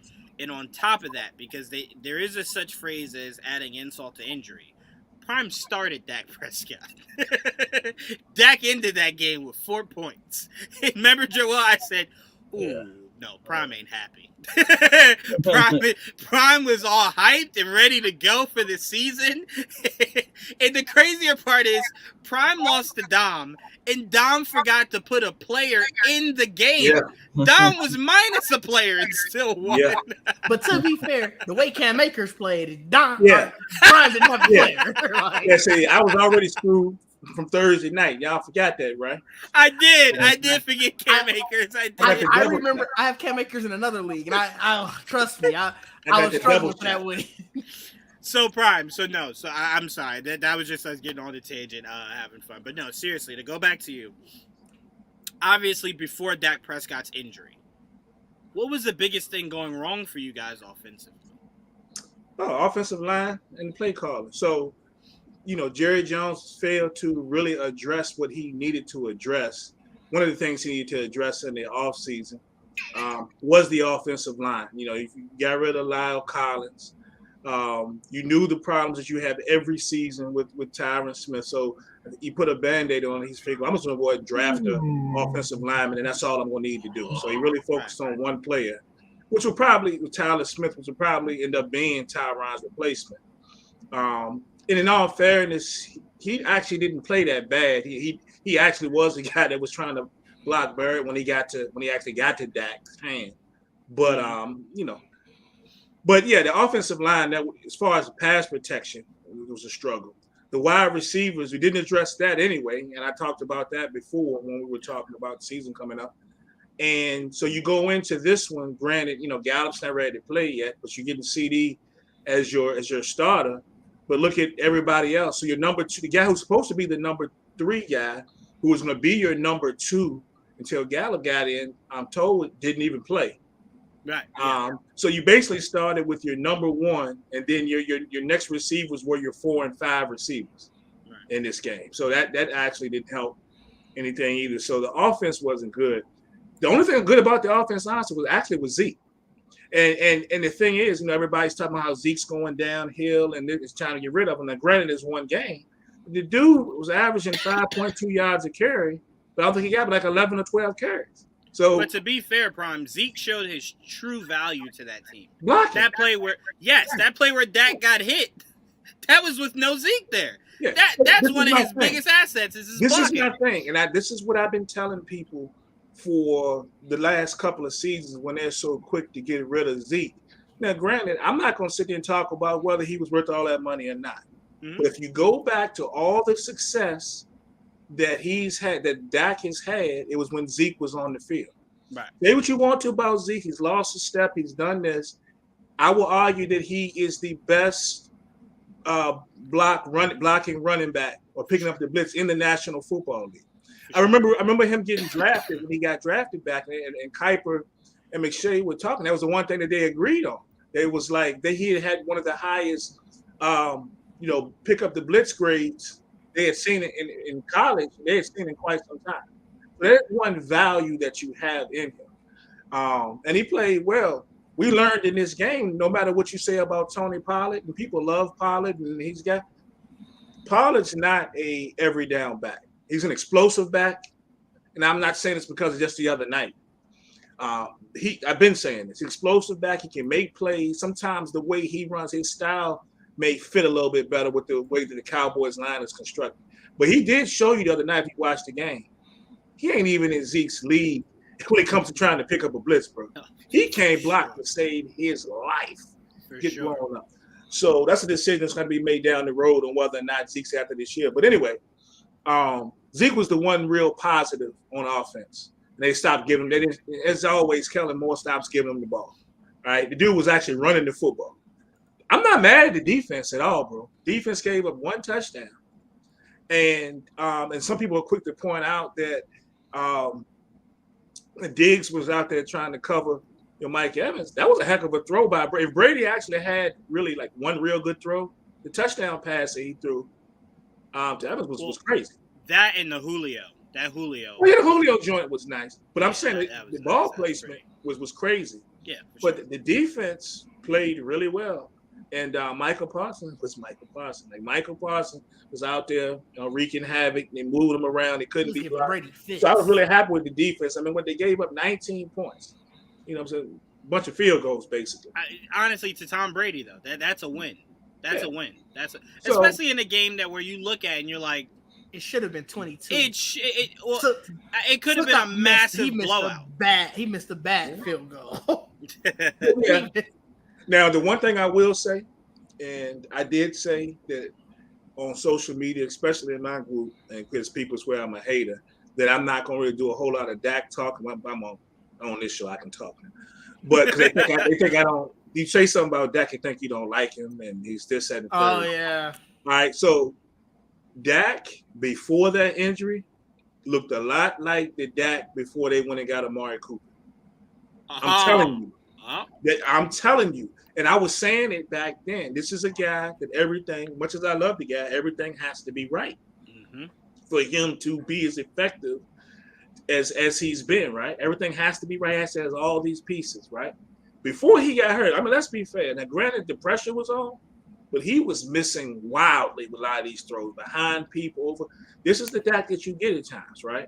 Nice. So that was definitely a concern. And then, of course, even more concern that he got hurt, right? And, went from 6 to 8 weeks. Now they say it could be 4 to 6. And we'll see. Jerry had a conversation with him. Jerry Jones was saying he could be back within 4. Yeah, that's why they didn't place him on the IR. So yeah, Jerry right now is saying, "Hey, look at me. Can you play this week? Shut up, doctor. Look at me. Can you play this week? No, I paid you a lot of money." When I saw him say that he could be back in October, I was like, October? Next month? They're leaving that hope open. And so I guess until then, in the rush, we're gonna have to trust. So God bless you. Hey, it's better than trusting Andy Dalton. We might be 0-2. I mean, I know we playing the Bengals Sunday, but that should be a tough game. Yeah. Ooh, I tell you this. If your boy can give that defense some of what he was giving the Steelers, I'd take it. 5 turnovers, I'd take it. Oh, I forgot who you were talking about. Yeah. I tell you this though. We texted a couple times during the game. Juwaan was having a fit. he was in the group chat. He was furious. He keep this up. I'm gonna cut it. Right. You goddamn right. I was trying to trade him mid-game. I said, "Who want him? You want him? Somebody want him?" No, but look, I'm gonna be honest with you. He on my bench. So as long as Justin Herbert keep doing his thing and Jamar Chase keep doing his thing, I tell you what, there was nobody happier than me when that game went into overtime, right? Me and Joel were saying, Joel was like, I need Najee Harris to do more. I said, go fuck yourself. I need Jamar Chase to do more. Well, to be fair, I don't know if he was going to bring that up or not, but to be fair, he actually had another touchdown. Who, Jamar? Yes. No, that foot was on that line. That foot was on that. The ball was on Prime. I'm with Prime. That was a touchdown, I agree. Bro. Yeah, I don't even know what you're talking about, but I agree. Cincinnati decided to go up there and go too quick. Wait, which one are you talking about? At the end of the game, they could have when Jamar. They got that one where he missed he got the touchdown. They blocked the field goal. I thought, wait, am I missing which one you're talking about? He didn't score. Now remember he caught. What was it? Was it third? Was in the right at the end of the fourth? I mean, didn't it? He scored the next play. But he scored the next play. I don't care about that. Because they ended up. I don't think they scored the next play. They scored because that's how they got. That's how they ended up scoring. And Jamar Chase, I think, was the one who made the score because that's how they got to the field goal where the field goal got blocked. That's one reason why it went to overtime. Well, for fantasy purpose, he didn't score the touchdown. No, I definitely don't care about that. I was going to get Jamar Chase. Oh, I tell you this though. Go back and watch it again. That was a touchdown. I tell you this though. Even the commentators was like, "Whoa, they didn't take a look at this. It was a touchdown." Okay, because I remember the one where his foot was on the sideline, where he had that crazy catch, and they thought he had it. Matter of fact, you probably can Google it now. It's on. I don't know what you would Google, but it's a touchdown. Man. I'm sure. Yeah, let me see if I can find it. Look, at the end of the day, as far as the whole fantasy situation, the only thing I can say I got riding with me right now, in Kirk we trust, baby.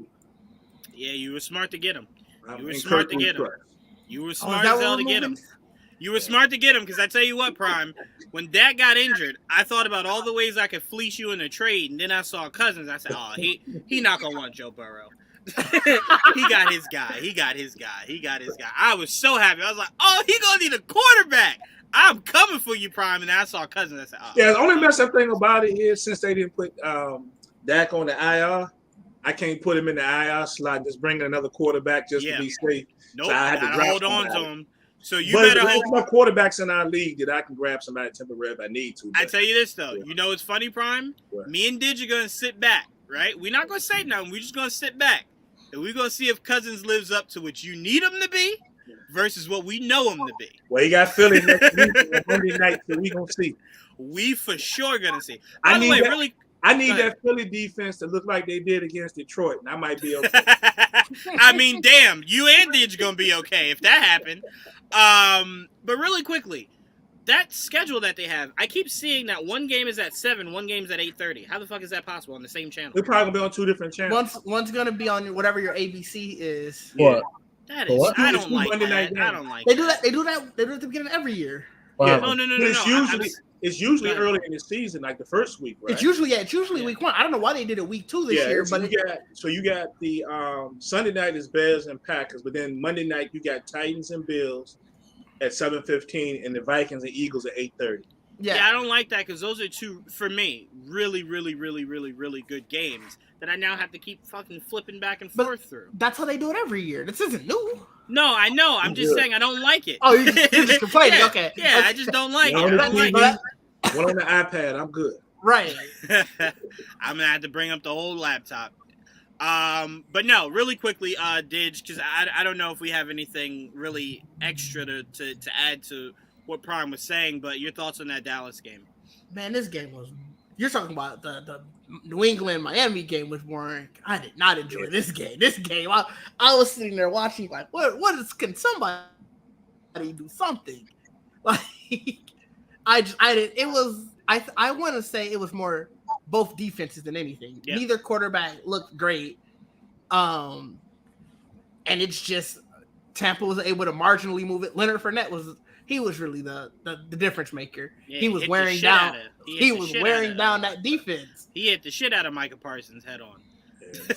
Yeah, Micah thought that shit was dirty. I'm like, it could have been, but he hit the shit out of it. That's all I do understand like the blind side of the they do be able to blindside block a little bit more than defense does. So I did understand that. I'm gonna tell you this right now, Didge. I'm gonna tell you this right now, man to man, right?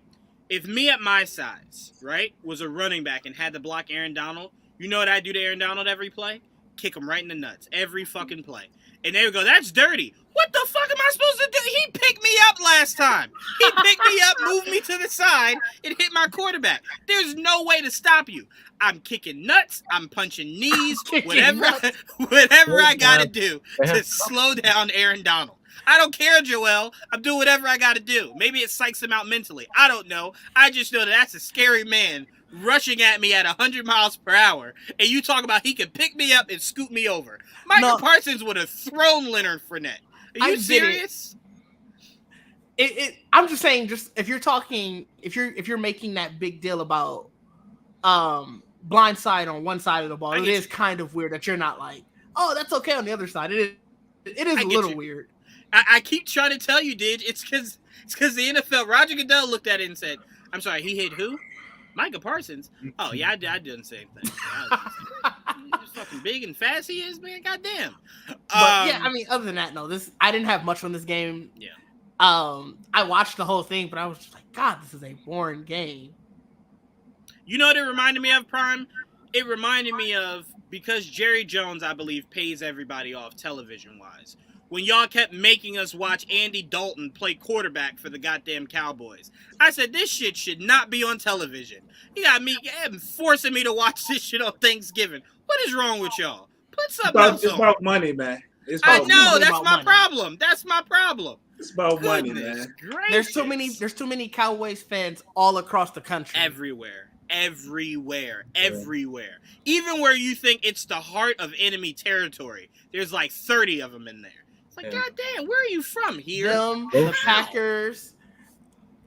Those might be the Patriots. main Patriots. No, Patriots, Packers, and Cowboys. Now, I feel like over the 20 years. Yeah. Over the 20 years. I mean, over the 20 years. If you're talking about TV, those are your joints. If you're talking about, well, remember, Robert Kraft owns the television rights. I will quickly tell you who travels as good as any team in the NFL. Though I've seen it multiple times firsthand. Pittsburgh Steelers. Yeah, I was going to say the Steelers. Steelers fans, you go to a live game. It can come in New York. It can go. But to be West fair, Coast. You're gonna see black and yellow everywhere. I view Pittsburgh, Cowboys, and Packers the same way I view the Yankees. There was a point where it seemed like those were the only teams. Like that was it, right? So I'm like, I could understand how a long lineage of people's grandparents were Packers, Cowboys, or the fucking Steelers. That it makes sense. It's why there's like a million Yankee fans. There was a point where I thought they were just pitching and hitting to each other because it just seemed like the Yankees were just the only fucking baseball team, right? So I get how going through history, there's just like a billion Yankee fans everywhere. I get it. Yeah, for everybody always crying or whatever, I know people can't stand the Cowboys or whatever. The Thanksgiving game ain't never going away. They might get over. You can forget they can Shane Falco could be the starting quarterback, bro. And you would watch. But wait, you know it's so crazy, guys? Prime owns 2 holidays. He owns Thanksgiving as a Cowboys fan and Christmas as a Knicks fan. Look at that. Look at Prime winning out here. Look at him winning out here, man. On Christmas? You goddamn right we do, Didge. 12 o'clock. Goddamn right. You goddamn right. We start your Christmas off right. They did try to disrespect us a couple years ago. They did, and they put us right back where we belong. They knew it. They knew it, Didge. They can't stop it. You gotta have that one team that just takes L's. I get it. You need that. I tell you what, Didge. I tell you what. Don't you forget that was you a few seasons ago. No, that last Boston time we played was coming in hanging up on. You don't see all the celebrities that be in the stand when we play. Goddamn right. Last time we played y'all on Christmas, Giannis jumped over a guy. Don't forget that. Yeah, that was. Giannis jumped over. He's on Dallas now. It didn't matter. Yeah, it didn't. He's not ours. We don't give a shit. He ain't ours. He was at the time. Ours. Not that we remember. Whenever you see that highlight, you see him like this. Nope. All I know is, and you don't got nothing to prove me otherwise. Giannis ain't never dunked on RJ Barrett. That's all I know. Go show me that. Go show me that. He ain't never dunked on RJ Barrett. That's all I care about. All right, let's move. No, Joel, I'm sorry. I just figured you didn't have anything to add. The Cowboys game. Did you have anything to add? That's I don't give a fuck. That's all. He gave his running back to football. Mine couldn't. I tell you what, I know Joel was sitting there just like, ooh, Lions, you maybe want to finish your food tonight so we could be, you know, right up top, But all right, so what I want to do is I want to do rapid fire because I don't want us to spend too much time. I want us to do rapid fire. So I'm going to call out a few more games. I want you guys to tell me what the headline was for that specific game. So Didge, I'll start with you. Well, no, I'll start really quickly. But this is the game we're going with. That's rapid fire. Broncos, Seahawks. I do not put much stock into a lot of people going, oh, Russell Wilson, maybe he's not who we thought he was. To me, that was coming home. And we saw Brady almost fuck up coming back to New England last year against a rookie. And a team that had just come together. We were a field goal away of ruining Brady's homecoming. I'm not putting much stock in Russell Wilson losing here. I'm also not about to bet on the fucking Seahawks being anything. I love Geno Smith. I love his post game, but I'm not putting much stock in that either way. Didge, your rapid. What was your headline coming out of Seattle versus Denver? Nathaniel Hackett is an idiot. How do you pay a man $250 million and kick a 64-yard field goal? He thought he had Justin Tucker, Didge. What do you want? I don't know. Man, before yesterday, he was 1-7 from 60 yards or more. Russell Wilson at the same time was 57% in converting a 4th and 4 to 6 yards. What were you thinking? You paid him $250 million. That's it. There's nothing else that needs to be said. He was thinking, how can I get fired on my first day? And that was how. That was how. That was what he was thinking. Prime, your headline coming out of this game. Regardless of what happened, Russell Wilson, that connection with Russell Wilson and Judy and Courtney Sutton looks good to me. Mm-hmm. Yep. It looks really good to me. It's gonna be scary. And on a side note, I'd quickly say that a lot of people left Melvin Gordon for dead. Me, one of them, because I think Javonte Williams is gonna hands down take that job. But Melvin Gordon is not happening. Got him in fantasy. I played Joel this week, so no, I don't hope that that's a thing. Yeah. Be quiet. He played well last week. I need him to take the week off. No injuries, nothing. Just take the week off. Go spending time with your family. Run heavy. Run heavy. Run heavy. I hate you. Shut up. Go ahead, Prime. Did you want to finish up? I'm sorry. No, I mean, yes, I am with you. I did have him for dead. I damn sure did. I had him for dead, and I also had Philip Lindsay for dead. And I feel like Philip might come back to haunt me at some point. But Joel, what's your headline coming out of Denver versus Seattle? Fucking Geno Smith. Like, damn. Well, I just did not see. I saw most of that game. I was very shocked and impressed with Geno Smith. And who was it? The running back, Prashad. Not damn it. Pyramid. Who was the running back? Running back? Penny? Yeah. Penny. Right. Oh, Rashad. okay. He ran good too. So I was impressed with Geno and Rashad, and they were up, and then they kept the lead, and then even the rookie Charles Cross looked good, and I mean, I was surprised looked DK great. didn't have more. Me too, but I'm just surprised Seattle won in general, but Fair.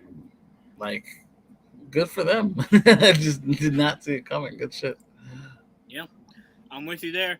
All right, Eagles Lions headline for me. AJ Brown went to the middle of that field and put his balls right there and said, "Hey, I'm that guy," and he showcased it. It's sad that it was almost uprooted by the Lions coming back and whooping that ass. But they pulled it out. And look, I'm happy because I know the conversation has always been with their quarterback. Can he be the guy? Can he get it done? And albeit he tried his best, and that team tried their best to fuck that win up. They pulled it out, and he looked good. He did look good. So my headline is AJ Brown is that dude, and if he can keep this up, I might have to make a case for AJ Brown being top 3. I might have to. I'm just saying. AJ Brown was out there looking great. I had him in fantasy. I was loving it. Didge, I know. God damn it. I know, Didge. You played me. I know you was living good out there. God damn it, was I hating it but loving it. I was so conflicted. But Didge, what's your headline? Jalen Hurts has more rushing yards than Derrick Henry does this year. Are you spitting in my face by telling me that? I don't understand. That's my takeaway. He did it both with his arm and with his legs. I didn't expect it. Yep.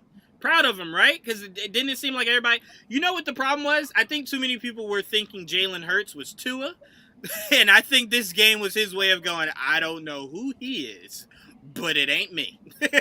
I balls out here, okay? I ball. He did great. Like I said, with his arm and with his legs, he was out there. That's my takeaway. Yep, I'm with you. Prime, what's your takeaway? Oh man, talking about Hurts, I think that run game too.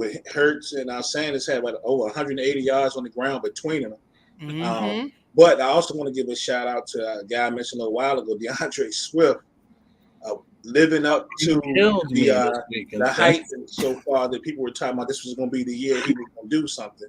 Granted, it was just 1 week, but man, DeAndre looked good. He did. I will also say it's only week 1, but I am really glad Dom agreed to that trade for me to get Smith the fuck out of my lineup, because that man put up goose eggs. Now, mind you, it's really easy to put up goose eggs when the guy across from you is putting up transcendent numbers. But I mean, goddamn, nothing. They didn't decide to triple team AJ Brown at some point to leave you open for a go route. Something. God damn. It better not be like this all year. No. I'm not knocking Smith like Smith did something wrong. I'm just saying, if you're the Lions, you didn't decide to maybe put half your defense on AJ and force Smith to beat you? Right. Because that's what the Dolphins did, right? When we were like, oh, Tyreek is out the game. Waddle, right up the middle, 4th down, busted it wide open. We said, God damn, we forgot you existed. Waddle. Y'all forgot Darius Slayton is on the other team now. That is true. Right, exactly. That's exactly what they forgot. Joel, what's your headline? Eagles Lions. AJ Brown's beast. It made Jalen Hurts look real good. Still not sold on Jalen Hurts. I don't give a fuck. It's all right. We know that's a little jealousy. It's cool. No jealousy at all.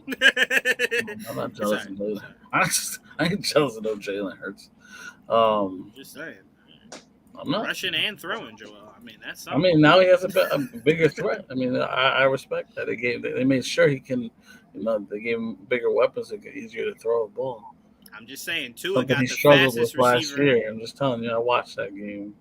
Oh no, that's not false. But I watched Tua get a better receiver. He didn't look like he enhanced himself all he that won much. though, didn't he? So the point is, well, I mean, Jalen won too. That's what I'm saying. I'm saying he looked better. They gave him weapons. He looked better. And he can beat you with his legs, but I'm still not sold. So that's what it is. All right. Well, it seems like we got Didge hating on Baker and Joel hating on Jalen. I now have 2 quarterbacks I'm rooting for outside of my own. I will now have to watch every Eagles game to tell Joel 360. You see this shit? Like, if he does that, I will fucking applaud him. I mean, you and Prime might have to when they win this division. But anyway, next up, Steelers-Bengals. This one was confusing for so many fucking reasons. I don't know if this offensive line tried to... I think Cincinnati's offensive line has a wager or a bet going on that should be investigated. I think they said to themselves, there's no conceivable way we can be worse than we were last year. And they said, "Oh, fucking really? Well, watch game 1." Hold my beer. They progressively got worse. So much so, I'm like, do you not like Joe Burrow? Like, is there beef? Because it started to seem at certain points where TJ didn't even have to move by someone. He just walked past and went right for Joe Burrow. It started to seem personal, is what I'm trying to say. So my headline is, regardless of how god-awful that offensive line is, Jamar Chase is top 2. Prime, what's your headline coming out of this Cincinnati-Pittsburgh game? Looked like the AFC North from a few years ago, at least this game. That's what it felt like, man. Everybody getting hit, slugged in the mouth, ugly turnovers. Yes. Players having been held back, fighting each other, man. It was a beautiful thing to watch. I'm about to say, it's a beautiful thing. I really thought that game was going to still be going on when the night game came on. You know what I'm saying? I thought that game was still going on then. I thoroughly enjoyed it, man. It was great. I hope we get more games like that. Yeah, I hope if we get more games like that, it doesn't involve Joe Burrow being that mediocre. I need him to enhance himself. That looks like you sure he fixed it up or something? Oof, that was the rebuild. Gracious, man. Oof, yikes. Yikes, man. That team definitely came out of that draft like we addressed our offensive line, and I think what they meant to say is we undressed our offensive line to show that they ain't got shit. Joel, what's your headline coming out of this Pittsburgh Bengals game? I was hoping for our first tie of the year, and it didn't work out like I expected. Well, we got it, just not from them. Yeah, we got it. We got it, just not from them. Colts and Texans said, we got you, Joel. We right here for you. Yeah, but I was hoping for that game specifically. Considering all the fucking... It was like the game that wouldn't end. It was like, what the fuck? If whatever can go wrong did go wrong during certain moments in that game. And I was like, God damn, like block punt here. Some of those kicks that were kicked was just like, whew. Where were you aiming? Like, did you mean to go that far left or that far right? Where was it heading? I don't get it. I don't know if I was a fan of either of those teams. I would have had the I would have been anxiety would have been ramped up. I don't know if I could have watched the end of that game. Picture having money on it, Joel. Picture betting on the Bengals. Oh, even worse. And then going, I'm sorry. The thought of it, like, oh god, that looks so stressful. Jesus Christ. I love it. Didge, what's your headline coming out of this game? My headline changed because at first I didn't remember your pick of Mahomes over Burrow was purely just your heart. My headline would have been a lot different if it wasn't just your heart. But it's Minka Fitzpatrick is an animal, and clearly Black Air Forces work. You better recognize. And clearly Black Air Forces work because they came out there ready to fight. Yeah, I mean, look, I don't know if they already did it, but if they didn't, Nelly should be how they come out every game. Got me stepping in my Air Force Ones. That should be how they come out every game. They need more theme songs over there. They need it. They need it. Wiz Khalifa, move out the way. All right, we need that Black Air Force magic is what we need up in here. Good. And then they had Tomlin dancing in the locker room. They was dancing like they just secured the division. But and he was doing the AB. That was he was doing the AB, and I was just like, y'all is wrong. Y'all is wrong. But I love it. I love it. If there's one thing I love in this world, it is petty. And they had it on 1,000 Sunday. So I appreciate that. All right, next game up, we're going to go Raiders-Chargers. I'm cursed, is what I'm learning. I'm cursed because Justin Herbert did what gods like himself do, but then I lost my main man that I drafted with my heart. I didn't draft him with my mind, because my mind the entire time I hit that button said, what the fuck are you doing? There's better receivers out there. But I will add, Keenan Allen was on pace for 100 yards in that game. Motherfucker had 66, and it was like... He did what he always does. He was Mr. Reliable until he wasn't. And it's like, God damn you, Keenan Allen. And but that is what he always does. That is exactly what he always does. And here's the sucky part, dude. You ready for this? The sucky part is you can't drop him, because once you drop him is when he has the 135-yard game with the 2 touchdowns. And then once you put him back in, injured. That's Keenan Allen. It fucking irks my heart, but I love him, and I can't go against him. But my headline is, certain somebody, I don't know who, it's only week 1, certain somebody said Khalil Mack for Defensive Player of the Year. And I'm just saying, he looked like he on it. He looked like he on pace, is all I'm saying. He ain't look like he slowed down. That's all I'm saying. I'm putting it out there. That's my headline, that Justin Herbert just does what gods do. They win.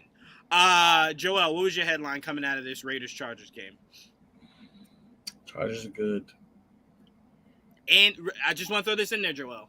There was no J.C. Jackson, and they won that game. No, there was not. Just saying what they do tomorrow. Solid teams. They're going to lose tomorrow, Brian, but that's besides the point. But go ahead, Joel. No, Chargers are good. Chargers are good. Raiders, it's week 1. When it's a bad game, and it's week 1. Maybe it's not a thing, We'll see what happens. I will say, though, did it shock anybody that Hunter Renfrow did seem like he wasn't really implemented in that offense much? It was kind of Waller, Adams, or bust, and I'm like, well, you do have another target that's pretty good. Pretty good. Devontae has the one that showed up 30. Both of those those 2 connections were very potent. No, 100%. But I'm like, at certain points, it's like, well, give Hunter Renfrow just a little bit, like just a little teeny bit, little something, maybe. I ain't gonna complain. Because you have Adams, so I get it. I get it. I understand. No problem. Prime, what's your headline coming out of this game?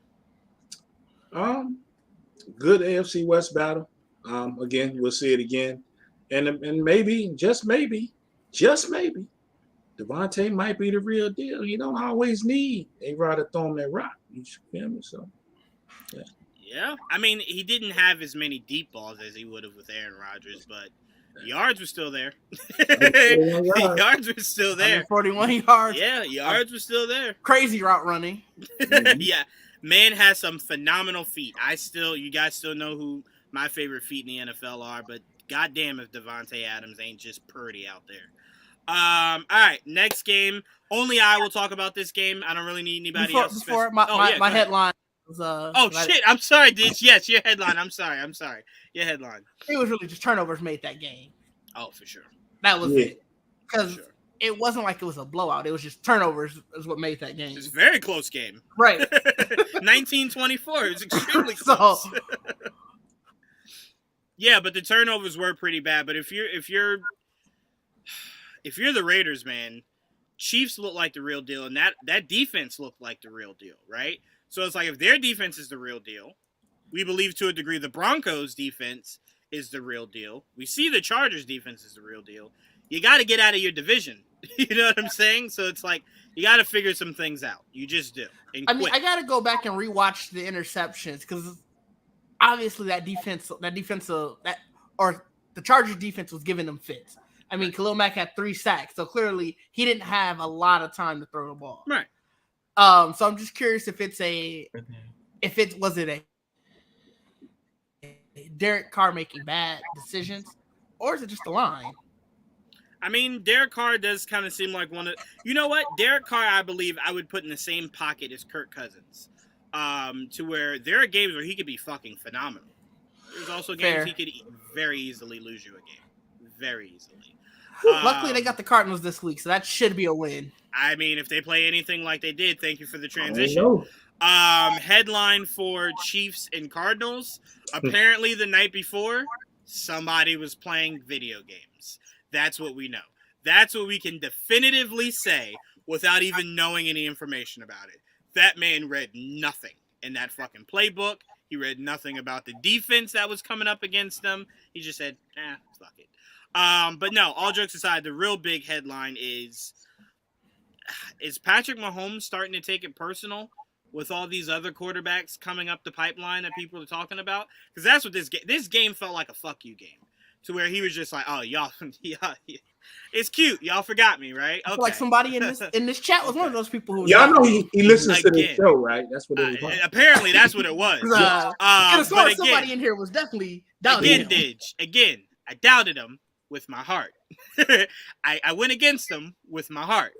He called me up and said, I got you. Don't even worry about it. He took it personal as hell. God damn. And he's throwing rainbows and shit. He wasn't the only one that took it personal. I'm looking at fucking Travis Kelce. I'm like, oh, well, my bad. Shit. Like, all right. Well, if you Juju didn't have a horrible game. I mean, it wasn't I don't know the best. Yeah, I don't know. Yeah, he was six catches for almost 80 yards. He didn't have a better game than Jarvis Landry. He didn't have a better game than Jarvis Landry. You didn't? Is that who you're? You didn't say Jarvis Landry was better than Juju. No, but now I am. Now that's the narrative. Now that's the narrative. Yeah, now that's the narrative. No, but Didge, I'm gonna start with you. Your headline coming out of Kansas City versus Cardinals. Patrick Mahomes is who we thought he was. Not me. But, who some of us thought he was. Yeah, who most of us thought he was. 99.9% of the world thought he was. You're right. Yeah. No, but all jokes aside, man, that was one of those. That was those reminder games that we look back when they're on the road to the Super Bowl, and we're just like, where did this start? Oh yeah, week 1, where they hung 44 on the team. That's where it started. Gotcha. Okay, gotcha. Man, 5 touchdowns. And I'm going to be honest with you. I think you're not giving it enough, Didge. He threw 5 of the easiest fucking touchdowns I think we saw in all of week 1. Them things look like here. Just placing them. Not even really putting arm into it. Just here. And you just take it for the rest. Man's on a mission. I like when quarterbacks get on missions like these, where they go, y'all done forgot. Right? Okay. All right. No problem. Y'all wait. Prime, what's your headline out of this game? It's got to be the guy we've been talking about, man. That's my guy. I'm gonna tell you. That is my guy. Source will tell you that I was on this guy from the second he got drafted. I'm trying to tell you. Look, man, Patrick freaking Mahomes hit 9 different receivers in this game. 9 different people caught passes from Patrick Mahomes. Dude was out there just doing work, man. So, but I will give the defense a shout out too, because that's been a question, and it's still going to be a question for me overall. During the course of the season, with the pieces they lost before the season, they lost another DB during the game. I don't know how long he's going to be out, but they played pretty well in week 1. So yeah, shout out to them, and I can't wait for tomorrow. I mean, if you could hang 44 or 41, however many, on a team, your defense only needs to be but so good. Ain't many people that can hang 40 back on you, right? So it's that's like my guy. That's a rare problem to have, you know. Joel, what's your headline coming out of Kansas City versus Arizona? It's the you done forgot game. I guess you may have forgotten, but he reminded everyone he's still arguably the best quarterback. No Tyreek Hill. No Tyreek Hill. That's right. He's I don't give a fuck who's out there. As long as you're open, I'm gonna give it to you. This motherfucker threw the Andy Reid once. So Andy, get in here. Have some fun. McDuffie got put on IR, by the way, Prime. Oh, okay. Who that? McDuffie from Kansas City. He got put on IR. All right. So I want this to be our last game before we do our predictions on tomorrow's game. Okay. I only want to do predictions on tomorrow's game because I feel like holding us to all the other games is too far out. Wow. You know what I'm saying? It's too far out. So just Thursday's game, unless further on in the season, if there's massive games, we'll do those. Sure. But the last game, I don't need anybody else's input. I got this on my own. Take this on my own. The Panthers lost Baker Mayfield that game. That's all I'm saying. That's all I'm saying. That's all I'm saying. That quest for 6 started off just as I thought it would. Nah, but it's cool, Didge, because what did I tell you? He would only lose one game in the next 10 games. That's it. He would only lose the one game. This is it. We're about to go on our run. We're about to go on our run, baby. Baker. And look, Mr. I don't want Baker Mayfield as my quarterback. Mr. Robbie Anderson had himself a fucking game, did he not? I didn't need it. No. No. I didn't mean that no, I didn't mean that as a knock to you. I meant that as a knock to Robbie Anderson, who didn't want Baker Mayfield apparently. Yeah. No, he said, and I'm like, well, he said that game. Wasn't true. Remember, he said that wasn't true. I'm gonna take his word for it. You know what? I would say it too. If the guy I was hoping didn't come to the team came to the team, I'd say the same goddamn thing. I tell you right now, I shit on Patrick Mahomes, but let this motherfucker hold up a Patriots jersey and put it on and throw a football. Tom Brady, who? What? Pat Mahomes. Pat Mahomes is everything. What are we talking about here? But yeah, they lost Baker Mayfield that game. Baker Mayfield had it won. They fucked him over. And my other headline of that is Prime. I don't know what happened to him mentally, but somebody needs to go through intense therapy on Amari Cooper. I don't know who the Carolina Panthers has as a corner that Amari was afraid of, but y'all need to get that figured out if you're the Browns. Because I can agree. I don't believe Deshaun Watson will make him any more comfortable than he should have been against a Panthers team. You know what I mean? I don't think the DBs get any easier, right? And he was a no-show. I don't know. But all right, we're going to end the show on this. Our picks for tomorrow night's game, Kansas City versus the Chargers. Is this in Kansas City? Yes. Yeah. It's in Kansas City. I'm going upset. I'm going Chargers. Chargers to beat the Chiefs. Last year I picked Chargers beating Kansas City away and then losing at home, and that's exactly how it went. So I'm going to run it back. It'll be a very close game, but Justin Herbert will just do Justin Herbert things and get that win.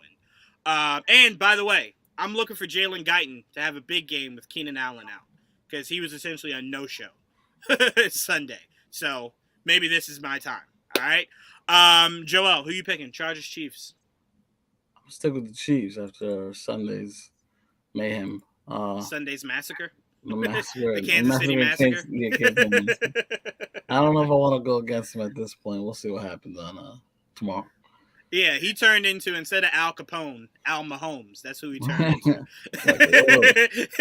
He turned into Al Mahomes. Didge, who you going with? Chargers or Chiefs? Chiefs. Don't say it like that.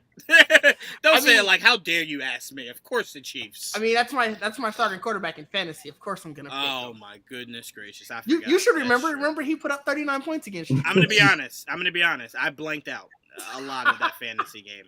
I just took pride in that Prime talked a lot of talk and lost week 1. That was what my focus was at. I'm going to go Chiefs. It's like I said, it's the one they're at home. I think that's going to be enough. And Mahomes is who we think he is. I think Justin is just that much more, but we'll see. We'll see, Didge. We will see. And again, this will be another week of Khalil Mack's Defensive Player of the Year tour. So, he'll rack them up. He'll rack them up big time. And by the way, I think J.C. Jackson is out for another 2 or 3 weeks. He's questionable. Yeah, I think he's out for another handful of weeks. To me, sit him out, get him 100% healthy, because the receivers are only going to get immensely better the more this season goes on. You're going to need them. You survived against Devontae Adams. How? I don't know, but you did. So get him healthy. But Prime, I don't even have to pass it to you. I know you winked at me when I said the Chargers, so I know we're right there. So we good, right? Chargers? No, we ain't good at all, player. Oh, okay. All right. I thought so. Ain't too many times I'm picking against my guy, man. No, Mahomes and them, they playing at home too. Brandon Staley's mess around and do something dumb like last year and try to go for a 2-point conversion a couple times. Go for a 2-point conversion or go for it on 4th down when they don't need to be going for it when they right inside the 5 or something. Mm-hmm. So nah, I'm rolling with Andy Reid and Pat Mahomes, bro. All right. I like it. I like the underdog feel. I love it. I love it. So that way when Home opener too. when we blow the doors off these Chiefs, oh, well, I feel so vindicated. Imagine the emotion that's been home opener. Can we get at least 350 from both quarterbacks in there? Can we possibly get a grand opening, grand closing? Because that's what you're going to get, Didge. You're going to get the home opener, all happy, and then going home crying. That's what you're about to get. That's what you're finna get. All right, Herbert. See. All right, Herbert, looking like the dude from I Can't Believe It's Not Butter. We going out here, and we getting this done. Both quarterbacks go for at least 350, and Edwards-Helaire outshines Eckler. I don't disagree on that. I don't disagree on that at all. Yeah, I could easily see that for sure. But Herbert is who I'm depending on, so I can give a damn what Eckler does out there. Justin Herbert for the win. Khalil Mack, Defensive Player of the Year. Vindication. Thank you guys so much for tuning into an all-new episode of GVN Sports. This was a wild week 1. I can only pray that week 2 is just as crazy. I need some no one saw these coming kind of games. All right? And I believe me, Joel, and Didge Prime, we're paying close attention to that Mr. Cousins up there. All right? We watching. We watching now, okay? He better not slide into who we know him to be. He better stay into who you need him to be. But all right, guys, I want to thank Didge, Joel, and Prime for joining me on this episode. Thank you guys so much. Make sure you guys tune in to our all-new episode of Marvel Cinematic Review for She-Hulk. And we are entering New York Comic-Con time, guys. So we're going to have a crap load of interviews and coverage coming up for you within the next few weeks. So stay tuned for that. And maybe after Didge sees Barbarians, we'll maybe do a review for that. Because that shit was insane. Yeah. And Joel, you can back me up. That movie was just fucking weird, right? That was really the word we were all saying. Yeah, it was weird. Every time they ask me, fucking weird. But good. Just weird. Just fucking weird. But all right, guys. Till next time. Peace. Peace.